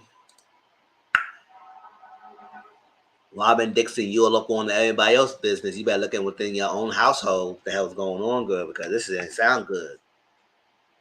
Now, granted, he's Juan Dixon is not directly involved in to do with this guy, but he is somewhat responsible. Yeah, it was a decent episode.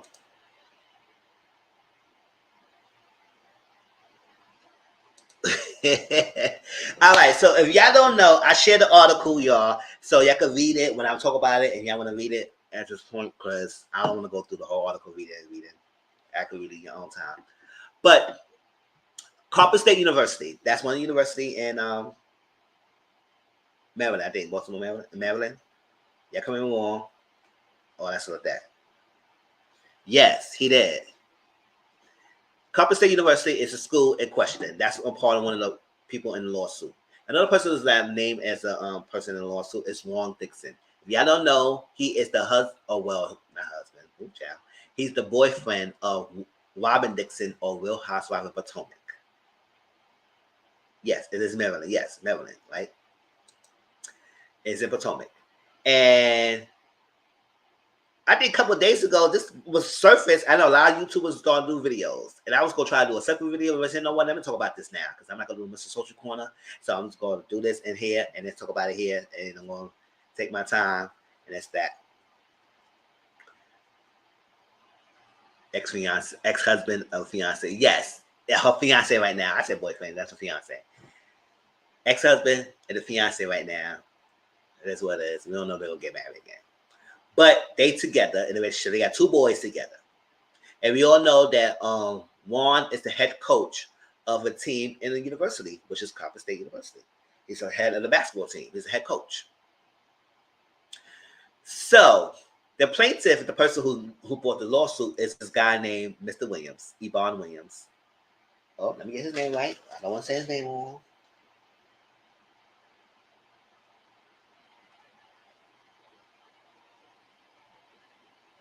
Yes, I got it right. Ebon Williams. The person who he's suing is let me get his name. I didn't have anything want to do. Lucian Brownlee. Lucian Brownlee, whatever his name is. He was the assistant head coach. That's part of the lawsuit and everything. And Williams is suing Bromley and the school, and Juan Dixon's name is part of the claims of that. They kind of cover up he was doing sexual harassment and blackmail from the assistant head coach of the university. And he got retaliated against because he wanted to come forward. But also when he did come forward to Juan Dixon, that's where he was named as a conference. He was named as a lawsuit. He didn't do anything about it. He didn't report it. It's like that. So, and then because it was some in the articles mentioned that Dixon had prior knowledge of Bromley behaviors. Now, they go specifics of what he knows priorly, what's his behaviors that he knew, but he know he had something going on with Bromley. But they still decided to hire him as the assistant head coach, not knowing that he was just a player. He was just a student last year. And then they hire him now. So the position of power and all that stuff is coming into play when you deal with players and you deal with things like this, and then sexual assault and harassment. So it all started off, Williams is a basketball player under the Tampa State University.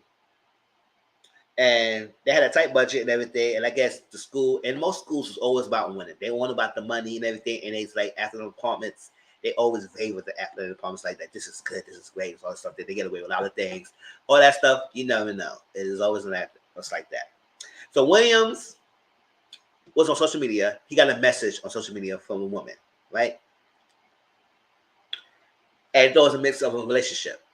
But in the midst of that, he was asked to send some salacious or some freaking videos, enticing videos of himself to ladies to form a bond, a relationship. And usually you got to be careful who you be sending your nude stuff to. So he did that in hopes of that. Because he was doing that, then this person, the tormentor, the blackmailer, was going further and saying, I need more. So I need you to say a more salacious video of yourself doing a sexual act. So I don't want no pictures. I want some video of it. If you don't do it, then I will publicly reveal the videos and take everything you send me out there about you. So the kid, first he was hesitant, he was resisting, but then he complied to the request. Now, he didn't really actually send a video of him doing the act. He did send a video of himself, but that person didn't want that. They specifically want him to do an act with the assistant head coach, who is named as a defendant, Bromley. So for a while, he stopped responding and resisting and not giving his demands. He did report this to the head coach. The head coach sit down. It's like that. First, he reported some heavy drug usage of the team and everything. And I guess it mentioned allegedly, this all allegedly, y'all. It's like that. I'm not saying this is all true. It's like that. It's all alleged, but there's a lawsuit out there. All right. And that's why I shared the article, so y'all can find out where the articles come from. So I wasn't saying that. I putting out other news out there. It's from the Baltimore News. They put it out there for us to read. All right. Baltimore Brew. That's where it came from. And other articles put it out there as well. So he mentioned about heavy drug use of the team and everything. And he said he don't have the ability to change or do something about that. I said, how come? Why? But I do understand sometimes these universities who pay money like that, they are tight with things going on. So they usually like to turn a blind eye to a lot of things just to get their win, just to get their money, just whatever they get for the sports team. So that was that. So some things that should have been like straightforward, not no nonsense type of things. Usually after the departments, they get a little out of the way and get they usually turn a blind eye. And then when you're trying to challenge that people, the head people, whatever they put in a position of power, usually they retaliate against the students or the athletes more than they retaliate the persons who did the act. And that's what was messed up. So he said he got a position of power, he can't do that, or so like that. So because he went forward, the Tampa State University reneged on his freaking tuition. That was promised for him. Room and board and everything. And I was like, all because he came forward. And the fact that he sat down with the head coach, who was Juan Dixon, and said that, oh, he had prior knowledge and everything of Bronny's actions and everything, and there's more he could do, but he couldn't do much, all that stuff. And he did feel reported. Now, the only thing about that is that Bronny felt like it was a third party catfishing Williams and pretending it was him that doing that. Come to find out, doing investigations, it was on Bronny. So he making it seem like it was a third party, but investigations ruled out and make it seem like it's all the evidence leads to Bronny doing this. And because he got a position of power, it makes sense for him to continue doing what he was doing. So the fact that you were trying to make this boy get videos and do some sexual act with you personally, so you could have something over this guy, and the fact that since he didn't comply, you decided to release it. Now, it was released on Instagram, but it got taken down. But the fact that he put it out there is sickening. Now, I know he's not working for the university anymore, Bronny. That's what they said in the article. He's not working for the university anymore. I said, it's very convenient that you just let him go. But then, yeah, y'all retired this boy and took away his tuition, room and board, all that stuff like that. Now, he finished off that semester, whatever, in online, and then he transferred to another school to finish that degree. But the fact that y'all did this to this boy, who trying to just come forward, and the fact that if Bronny felt like it was a third party, you failed to mandate reports. And once you become working in a school in that capacity, elementary, middle school, high school, college, on so that you automatically become a mandated reporter, especially working with children. And that's like protective services, all that stuff. You all become a mandated reporter. Because I went through a school counseling degree and everything, and I had to become a mandated reporter once you get enrolled in the school. So any act that came up and put forward, whether you believe it or not, you still got to report. The fact that you failed to report and you cover it up and you didn't say anything, and this boy had to go through this. You got retaliated against this boy, and the lawyer at the school was harshly questioning him, asking him very hard questions, questioning his sexuality. I said, this is so very funny. I want to question his sexuality because it was a man involved, another man who was doing this, a power, authority over him to make him comply. And for a while, he had to continually comply a little bit until he stopped responding and resisting. He said, I'm not going that far and do that. And the fact that the guy, the Bronny, was upset to get released it, like, sound sick of you to do that. And I'll say, one, I feel like he should have done more. Now, the fact that he brought it to the head coach's attention and the head coach didn't act on it quickly, Carpet State didn't help protect this boy. They turned on him and turned against him and retaliated against him. Let Bronny go, but what reason he's not there working anymore? It's like, what was the point? What was that? So I said what I said. Say that I said, me too.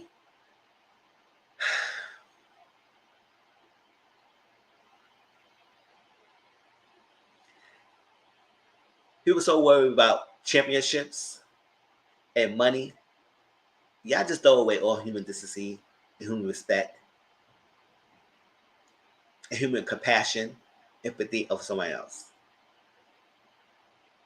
On how you would like it if your boys follow your footsteps and become basketball players or whatever, and this something happens to them.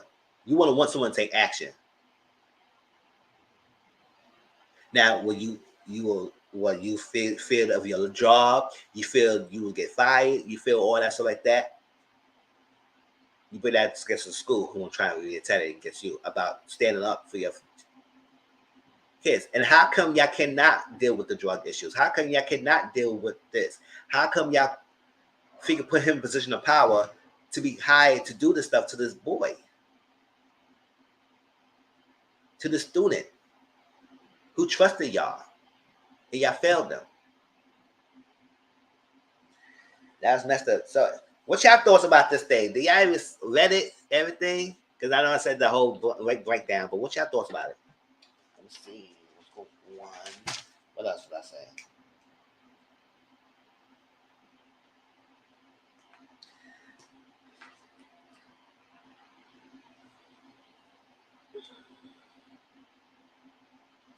And it's kind of disappointing that he didn't take it seriously, or at least go further and help this boy. It's like at the end of the day, he might not be the only one who had done this done to.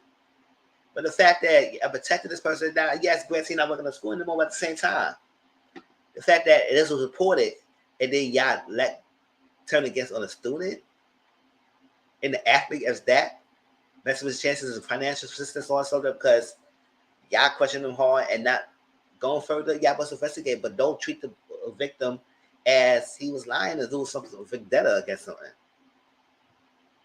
So, Williams, keep your head up.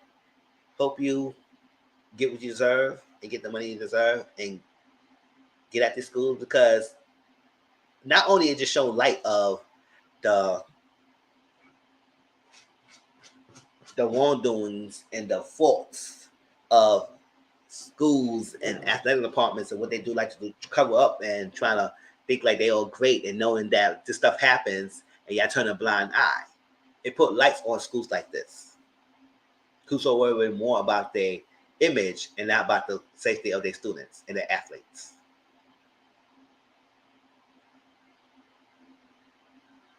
And yes, but the students and athletes. So if y'all worry about so much of your reputation,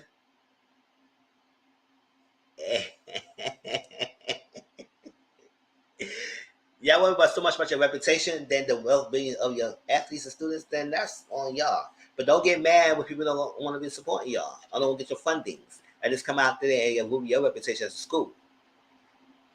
Don't go mad.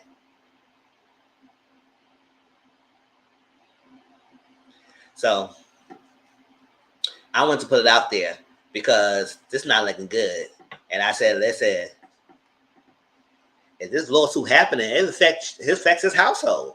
Because not that he might not have the money, and then it's like his livelihood.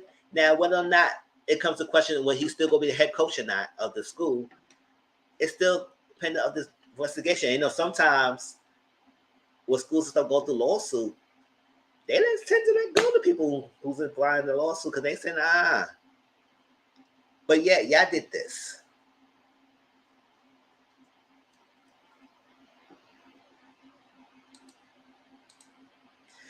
So Yvonne Williams, keep your head up, boy. Keep your head up. You go good through this. And this not happened long ago. I think it happened around 2018, 2019. So like that. Like 2 years ago, like that. So this was really still new.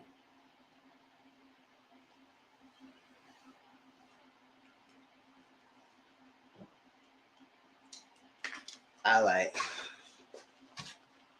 If you have any more comments about that, y'all let me know later in the comment section.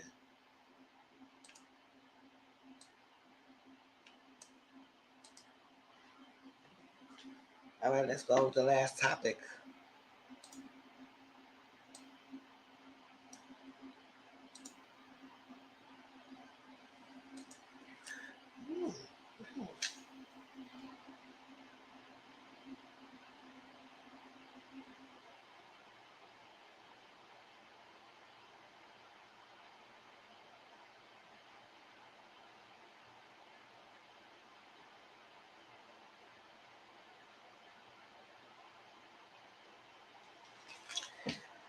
All right. One of us is lying. Y'all, this was good. This was a really good show. I finished the first season. We want to watch the second season, but I'm gonna take a break to watch it for the second season yet because I got other shows I gotta watch. But yes, this is good, y'all. So let's get into it. But if you have any more thoughts about the lawsuit that I presented, y'all put it down in the section. We can talk about it, everything, because that was terrible. What they did to that boy, it was definitely terrible. But let you know, open your eyes out. This stuff happens, and people need to know. All right, so One of Us is Lying. A great show. Like I said, it's a build up. If y'all like mystery shows of who done it and what happened of a crime, who did the crime, what planned it, how the pieces come together, and also like that. Remember, I told you last week, Simon was killed in the thick of thing. Warner Michael makes sense now. Chill. They like to cover each other's secrets or something. That's why. The fact that you have prior knowledge and you don't say nothing, or Michael do things in front of your face and you okay with it.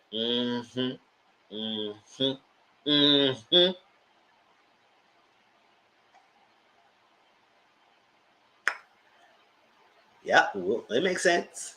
Definitely. So, One of Us is Lying. And we play game. Tell me how y'all feel about this and everything. All right, so Simon was killed in the lobby and everything, and she got allergic reaction of the peanut oil and everything that kind of allegedly ended up killing her. Now, I'm not going to explain everything that happened in the last 4 episodes, so I'm just going to this piece of the major parts that leads into revealing what happened of Simon, who actually is the killer, or what happened, who was involved in this happening. So we all figured out that Braun did actually cheat because she did cheated for exams, stole the exams and everything, and passed the exam because she knew the answers and everything. But so she revealed that she cheated and everything, but there was no investigation. They ruled out that it was no wrongdoing, so she won't be having no issues with her academic grades. So even though it is the truth that she did it, but they investigated, they realized they found no wrongdoing. I said, okay, you lucky, Braun. Okay. Addie cut her hair off because she needed a little makeup. She's like, listen, this is what she looked like before the haircut. Then when she had a haircut, she got a little short bob like that. She was looking nice. She was looking nice. Also, they're always going through some things. All going through it. Like, so let's get down to the nitty-gritty. They're trying to figure out who is posted. So we figured out who was behind the post initially at the beginning, which was Janae. Janae was Simon's best friend. I mentioned that in the last review. Janae was Simon's best friend. And she posted the initial motives because she wanted to figure out what happened to her best friend. And she wanted to give the people motives to look into it so she could figure out things. So at first, yes, Janae was responsible of posting about that. She posted about that Nate sold drugs to a teenager that overdosed her. Cooper had enhancement drugs, and he was an athlete. Braun cheated, and Addie was a cheater on a relationship. She cheated on her boyfriend. All that stuff like that. So that was the things. And mind you, that because Janae was gay herself, it makes perfect sense why she changed Cooper's original post to him doing perform enhancements, because she didn't want to out him. And not commendable. But eventually it came out. But she didn't reveal that one. She changed the post. But then again, somebody else beat her to it and made the little post saying she had to mention that he was gay and everything. But I don't think that post was that. I think she had to reveal that he was. So that was what it was. Because she did that, she got locked out of the account and she cannot continue posting anything anymore. And the reason why they connected Janae to the post is because Janae had this little thing on her thing that computer stuff that she put her timestamps 3 hours ahead, because she could talk to someone in New York, whatever. Because I think she said LA and her father was in New York, and it was a 2 hour or 3 hour time difference. So she put up thing 3 hours ahead so she could be able to talk to him, so she won't like bother him on a certain time, whatever that was. So she was doing text messages, and she said, "Oh my God, just like 2:15, it's 12 something like that." And it's like, "Oh no," she put 3 hours ahead. So when Addie went to her house, because they were trying to get some freaking evidence of Janae that she been coping or record her, something like that, she saw her laptop that it was 3 hours ahead, and that's what Janae mentioned. So she got freaked out. She said, "Oh my God, She said, no, I did post it originally, but I'm not the killer. And I'm not coming after y'all. I'm not trying to out y'all, or at least off y'all like that. No. So that's what it was. So Janae originally posted about that after Simon died, but she was kicked out of it. So somebody was tormenting her Janae. She said, Simon says do this or I'll get at you. And also she was getting to encrypt the text messages and deleted of Simon telling her something and get deleting the message, just like that. So I said, ooh, what's going on? So that's that. Right?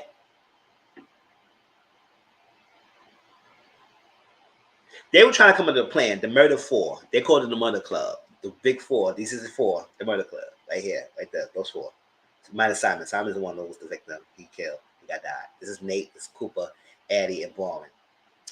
The Big Four came up with a plan because they thinking that TJ, who's the person that Addie cheated on Jake with, may be the one who's behind things.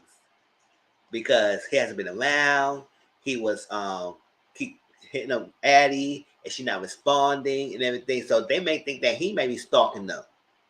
Because he can be very possessive. And then the fact that Addie said that TJ the one who started the fight, even though Jake started the fight and everything. So a lot of that stuff happening. So they may think that TJ is the one. So they say, know what? We got to try to corner him at the party and figure these things out. So they trying to come up with a plan to get TJ's phone, figure out if he's the culprit and everything. But, you know, plans didn't go out so well because they figured out something to happen. They was like, they all figured out why they got detention.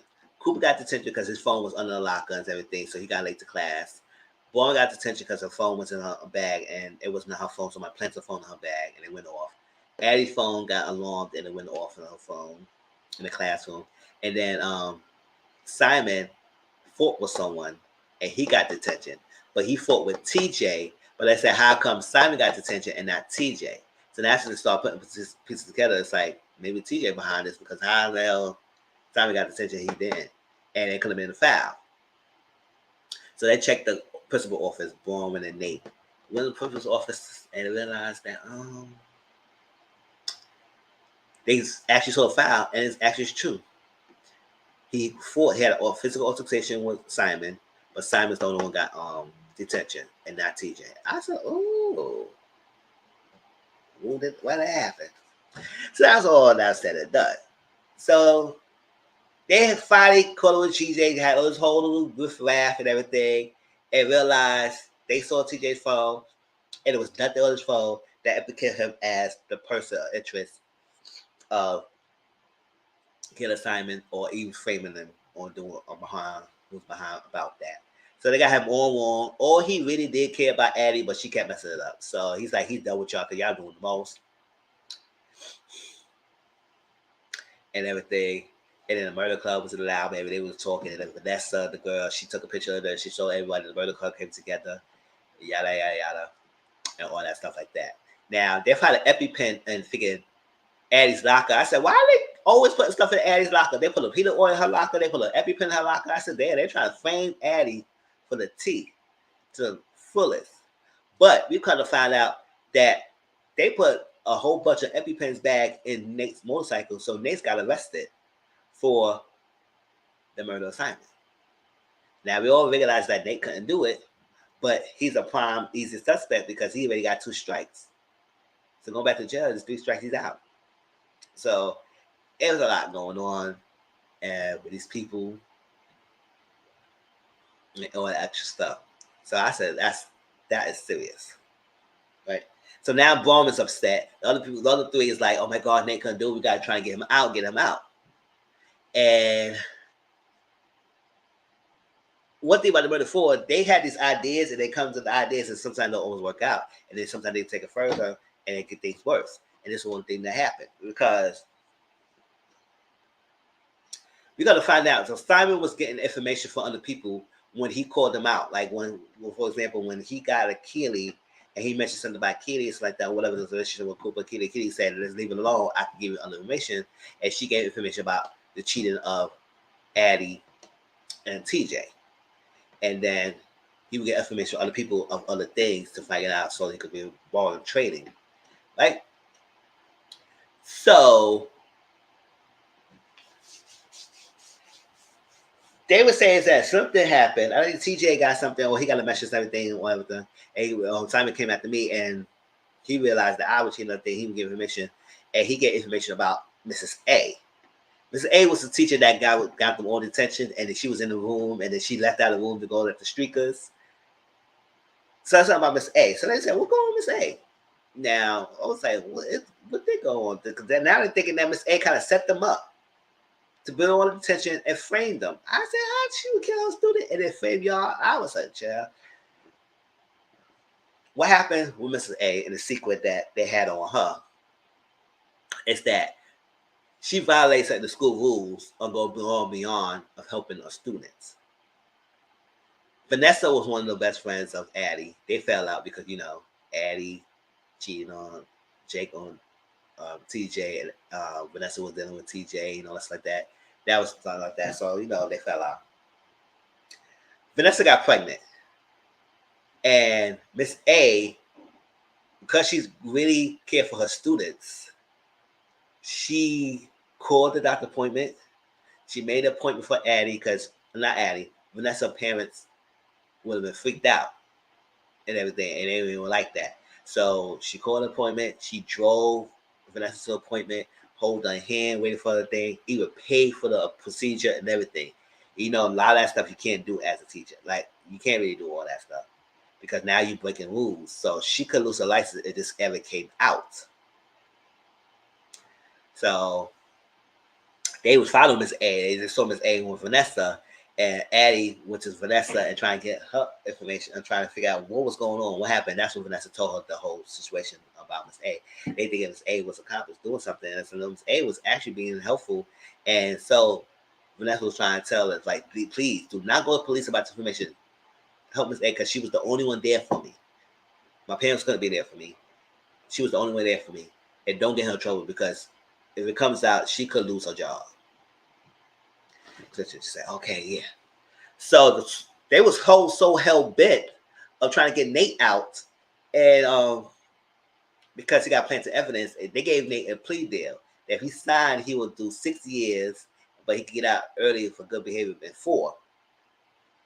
So he was saying he was thinking about it. He said, "What should you think about it?" It's like, this is a good deal. I said, "Listen, you don't have to go to jail. So I'm trying to tell him, let him think about it, everything." So they was really trying to get him out. So they was so single-minded, narrow of what happened.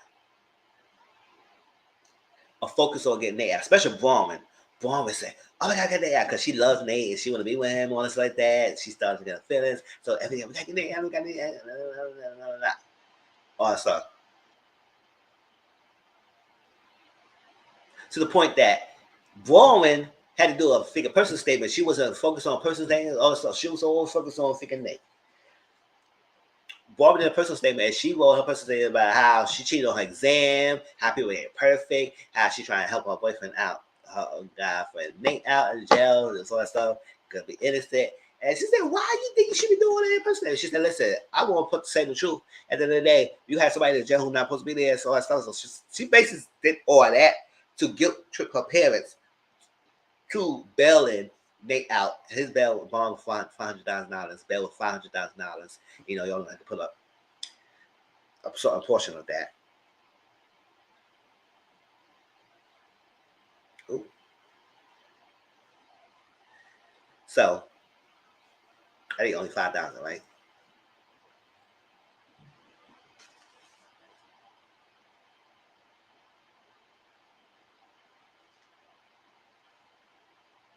Yeah. Only had to put a portion of that. And she got him out. But he was like, he told Barbara, so listen, let it go. Y'all be free. Because Jake was thinking about signing the deal. Because he said, I'm not going to sign it because he could be free. We can let this go. We done over with. And you have to worry about us. You can move on your life. But they would say, if you sign it, you be pleaded guilty and you didn't do it. And he's in a tight spot. Because whatever. He's a felon. Nobody don't care about him being innocent. But she got him out. She got him out and everything. But before that happened, before that even got out, they were trying to go to the police about this new information that they found out about Miss A and everything, and trying to think they was helping, that it would help Nate. But actually, they made it worse. Because not only they think that maybe Simon could kill himself because they had a little meeting, and it was like, we was the only ones there. He could probably did this himself and frame us of the murder. And I said that was a perfect crime. And I say that would be a perfect crime because I had a theory when I was watching that. I was like, what if Simon did this himself and framed them? That would be a perfect crime. Yeah, I know I lost a lot of mysteries like that. I play video games, a lot of mystery too. And one of those scenes in one of my games, Danganronpa. If you ever play that game, I should play it. If y'all like video games, Danganronpa is like a mystery. And one of the crime scenes, the killer was the person who died, but it was a perfect crime. It was set up to the way that it could make someone look guilty, but then on the roads, when you start putting pieces together, it came back to the person who did it, and it was the person who killed himself. But that person did it because he wanted to break the game and challenge the rules of the game because he was tired of it. But that's my own thing. It's twist of things, and I like. But yeah, it was gonna be a perfect crime if he did that himself. They would say no. We ruled out suicide. So it could be that we have other information that can rule out to make us feel like that it was something else. It wasn't suicide. So he wanted to kill himself. I'm saying why? So I know all y'all here saying, who is the person there? I'm like, we'll get to it. And that's that. So they made it worse. So that's what Baldwin had to go to the stream mentions to get him bailed out. So he could go to his trial date later on, or like that. So everybody will say, no, we got to get back to the own thing.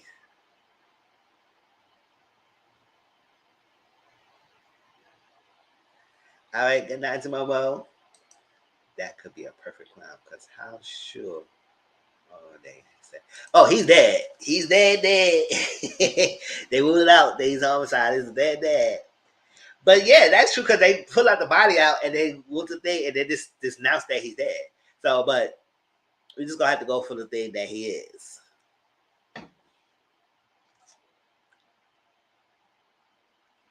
But that would be a perfect crime that he did that himself. So and he had an allergic reaction, and then he couldn't get saved with an EpiPen. So when you got an allergic reaction, you can't get, you don't have your EpiPen and all stuff like that, you actually would die. So that's that. But so they made it worse. They got the teacher Miss A fired because it came out now. Vanessa's really pissed over Addie. So she said she done with Addie for good because I told you not to do that. She helped me. Don't get her into trouble. Keep this a secret. But no, they did. They dropped that getting out and it happened. So they all went back to their personal life. Cooper went to ask his college boyfriend to be his boyfriend and stuff like that. So he trying to be over. Father was trying to get him to prepare for this interview and work hard and to keep that part of life separate so he can get on the thing. I said, are you working for yourself? Are you going living through your son? Is your dream or his dream? Because he wants to play baseball, but he wants to play baseball, be fully himself. And being a gay baseball player is not a bad thing these days. But at the end of the day, I mean, it's getting better, but it's not as taboo like it was before. But people being open now. So he wanted to do that. And there was a poster out there that kind of made the father want to cancel the plans. I said, you have to cancel it. If you're so worried about something going on, I said, boy, bye. So that's that. All right, so what we waiting for? So that was like, hold up. So what happened to streakers? Like this was all set up because the sign was crazy. Like when she was on it, the streakers got to go out. Apparently, one of the streakers that was out there was paid $200 to do the streaking to set that thing up to make a distraction of what happened at the library in that room when Simon drank that water and he started getting an electric reaction. So they found out, and he found out he was paid, and he was about to kiss. And Janae said, "No, that's Simon's gamer name." And I know that's his gamer name. He paid it. So Simon paid those streakers to do what he do. So now it's like pointing pistol guy. I said, "Oh, so what happened? Like he paid them. So what's going on here?" I like. So Jake came back in the picture. He said he apologized. He was looking at Addie, everything. He wanted Addie back, all stuff like that. And I guess after a while, they decided, you know what? Things gotta go back to normal. Go back to what it was. We can't waste our whole life doing with this. We got to go back to this. So she got back with Jake and everything. And remember, at last episode, he took the video game, the Xbox, from Simon's room. Because he said that's the only thing that connected him to Simon. So he took that. And this is how it all pieces together. We try to figure out who could be part of this. Who could be part of everything. We can't. It was not TJ. It's not Janae. It's what other people that had the motive. And the person who had the motive, y'all, if y'all guessed it, was Jake. Jake was behind this. But we're going to explain how he was behind this. Yes, Addie's boyfriend, Jake.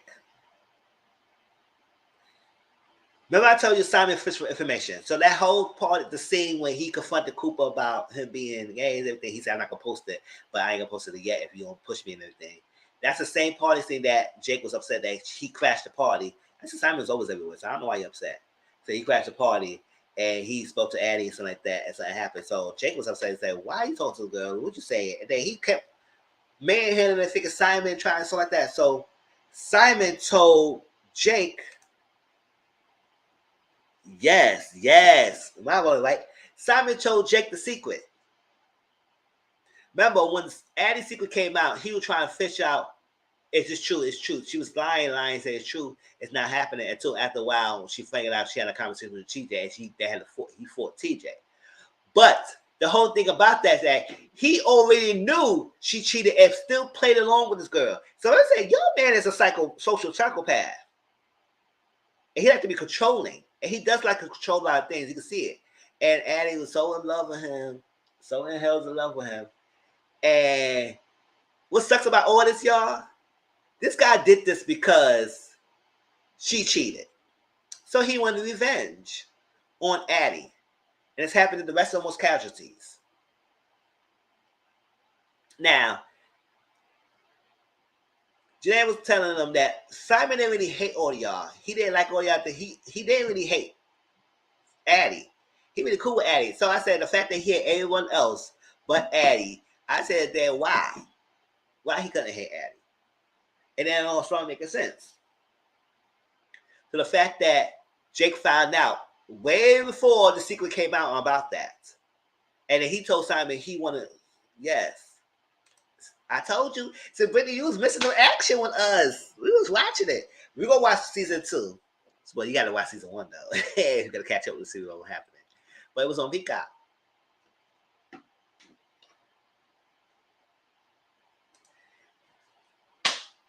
But let me get to that. Let's get to that, y'all. Let's get to it. I like to finish. That's why I said I'm not going to miss this social corner. I'm going to get to this, so I'm not worried about the time. He wants to get revenge of Addie because of cheating. I said, what? So Simon said, why you just can't break up with her? Why you can't break up with her? Like, why you can't do that? He said, no, I'm gonna like a sweat. So he wanted Simon to post it about the cheating and everything, so make a sweat and all stuff like that. Because he really knew. Jake already knew. All this time, he already knew. And I said, what about Simon already told Jake? Because I was watching with Jenna last night. I don't know what happened to her. I watched one last night. And I was like, what if Simon already told Jake and he knew about this all this time? Like that. Yeah, it's gonna be soon. We ain't gonna watch it right away because I gotta watch the cinema next. And everything. So it's gonna be a while. But so you can catch up season 1. Right? So he wanted to sit down with Simon. So Simon said, no, I'm not doing nothing like that. So you know what he said with Simon? Because they used to be good friends. But Simon would remind him, so listen, we was cool friends, but you started hanging out and you started getting your body changed. You started getting your abs and everything, all that sort of thing. You started treating me like bad, like treating like, you know how that used to do when they wasn't all that hot. They wouldn't be all mean and stuff. So he was doing all that to Simon. So it was all stuff. So he said, oh, that's how we do what you used to do. What about a dare? I said a dare. Hold on. Y'all doing all this because a dare? how we go. I say you set up a plan of a dare. Now they used to do the dare in the past. What about the peanut oil? Because we know that Simon is allergic to peanut. So it was in the past that Jake dared him to do some peanut something and all that stuff and it didn't work that then because nobody really believed him. Also, it was no threat. But now he got people who hate Simon. Simon got people who hate him. That it could be reason that anybody could be motive of killing him and using his freaking allergic action to murk him because they don't like what he was doing about supposed secrets. So the fact that Simon agreed to work with Jake over fucking dare, y'all. He dared. I was like, a dare? Because you want to give me revenge, and then you dared him. So what happened? And then I start putting pieces together so I can understand what's going on. So what happens that thing in the library happened because Jake and Simon agreed to do that. But Simon went out with a plan, but something derailed because we won't find out he died, right? What it was that Jake gave Simon the peanut pill. Because remember they found peanut oil in the thing or pills when I was covering something in the water that made him get the real reaction. So I would say, Simon, you really wanted to kill yourself? Or at least something just because to help Jake with a dare to frame these people? Like, really? So, yes, y'all. Simon planted the peanut oil in the water. He drank the cup. He did all that. But the thing about it is that he ain't supposed to die. He's supposed to get saved by Jake. But Jake never saved him. It was an EpiPen that he came to Jake, that Jake supposed to be outside the door when all this happened so he could be there to rescue, to save Jake. But that didn't happen. That didn't happen at all. Because it was one situation that Simon and Jake was talking on Xbox, and they were talking about all this stuff and trying to build the plan.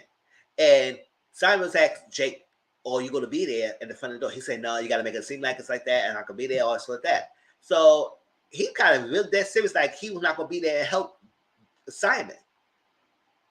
Simon said, "Well, I record this information. I record all these conversations." So I kind of got a hint. Jake got upset. I said, "Oh, I don't know what kind of Jake. Jake looked like he's little. You know what? It pissed him off." And that's exactly what happened. He kept pissing him off. And I was like, you know what? I hope Simon is actually legit say that he recorded the conversation because that's the only way that's gonna help him and save him if something happens to him. Right? So now he's thinking that Jake might be reneged on him and trying not to do this plan and trying to go forward with his plan and everything. Because even though Simon did the act himself, Jake was the mastermind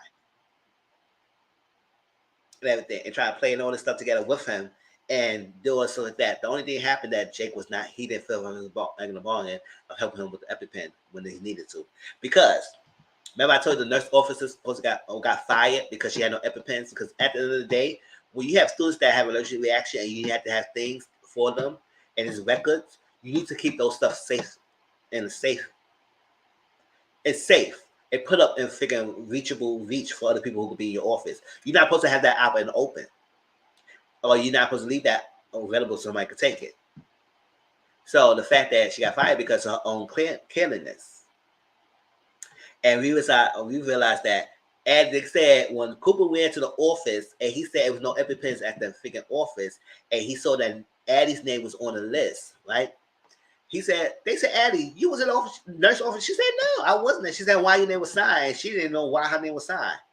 Who signed her name? Y'all could guess what? Who was her boyfriend? Jake. Jake signed her name in the nurse office to make it seem like she was there. And when he did that, the nurse officers had a bunch of EpiPens in the freaking box, whatever. He took the EpiPens and made a distraction with the nurse. So he signed her name, distracted the nurse, and took the EpiPens and planted the EpiPens evidence to make Nate get arrested. And that's that. Now Simon supposed to have an EpiPen in his bag. Simon gave Jake the EpiPen in the bathroom when they were trying to make go forward execute the plan. And then when Simon was out the door, Jake said something, and Simon said, "What, dumbass?" I said, "Why the fuck you said that?" Now you know he's not gonna help you now. He said, "Oh, never mind. So, how all these 4 people got detention? Simon and Jake planned that. Jake was in the off with the same classroom with Braun that made her phone, a phone that she didn't have, or it wasn't hers, her bag. He planted the phone in Braun's bag and made her phone go off. So she got detention. Addie got detention because her alarm, she knew her alarm was set off, but it was turned on. He had connection to her phone, so he could obviously set her alarm. Yeah. Let me see. Was Cooper? Cooper got detention because his phone was under the locker room, whatever. Oh yeah, Jake and Cooper was good friends. So apparently he probably took Cooper's phone and thrown under the freaking locker room so he made him late so he could get detention. And the fact that Simon picked the fight with TJ to get himself a detention because he's supposed to go to detention. So that was all planned. And then somehow TJ ain't got detention. I don't know why. I don't know why they ain't had TJ in detention. If he knew TJ was freaking sleeping with his girlfriend, I don't know why he didn't put TJ in the room too. But I guess it was anticlimactic to make TJ involved in it. So I guess whatever. So it was all set up. It was all supposed to be like that way. And then Simon paid the streakers to make A get out the room so he got the distraction so he could put the peanut on. Because when they was all distracted by the window, he was able to put the thing on his cup, the peanut substance and everything, in the water and drink it to get a reaction. But the only thing about it is that Jake was supposed to save him, and Jake didn't save him. So that's how we found out what happened. And Jake was accomplice of the thing. So, well, we got to find out that Simon did record the conversation. So I said, oh my gosh, yes, hope he did that. Because I couldn't trust Jake. Jake was doing the most. Yes, thank you. He's a connect. So, oh, hold on. This picture on my face, y'all. Y'all see these people. Y'all know what they look like. So, no, never mind. Never put that on. I didn't even keep my face over here. So, that's what happened, y'all.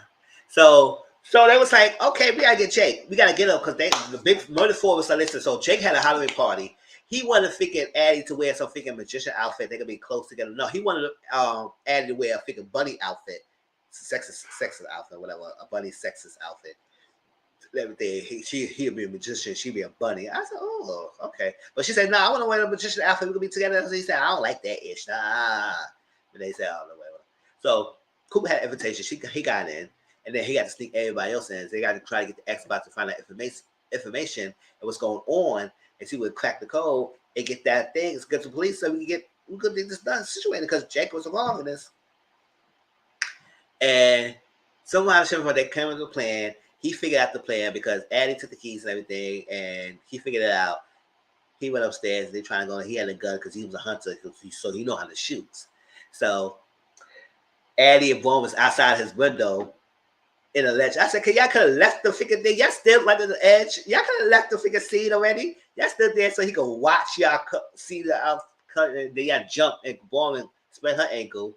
And Addie had the thing. So he wanted the bike roll over. He chased them in the freaking car. They were in the woods and everything. And they tried to get at each other. Cooper trying to come behind with a bat. He got caught. I said, how the fuck you made that noise? Could have clunked in the head real quick. But it is what it is. That's that. So he pointed the gun out between Cooper and Addie. He told Addie, bring the gun the X back to me when the Xbox is in there. She couldn't hear all that. She put it to her and put it on the ground. Janae was coming behind on the bat and everything. I said, girl, why clunking the head already? Like, why you taking so long? She looked over and all that stuff that he knocked the bat on Janae, and they started tussling, all three of them, Addie, Cooper, and Janae tussling with freaking Jake, while freaking Nate was holding freaking Braun and going to the woods because she sprained her ankle, so she can't run. And then they called and we heard a shot. Pow! Who got shot? Jake got shot. But we didn't see who shot him. So now that's what the whole point of season 2 gonna happen.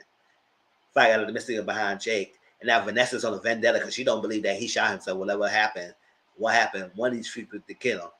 So now, not only that we find out who was the mastermind of the killer of Simon, now we're gonna figure out what happened to freaking Jake. I said, oh, really? So all that happened. Vanessa did a freaking post. She said, "I don't believe this was happening.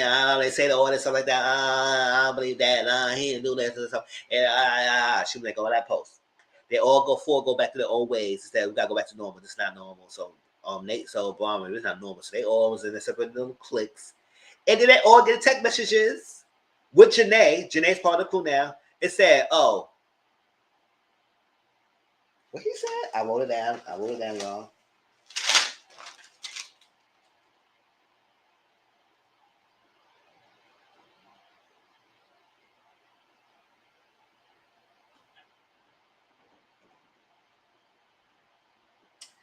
Oop, maybe I didn't write it down.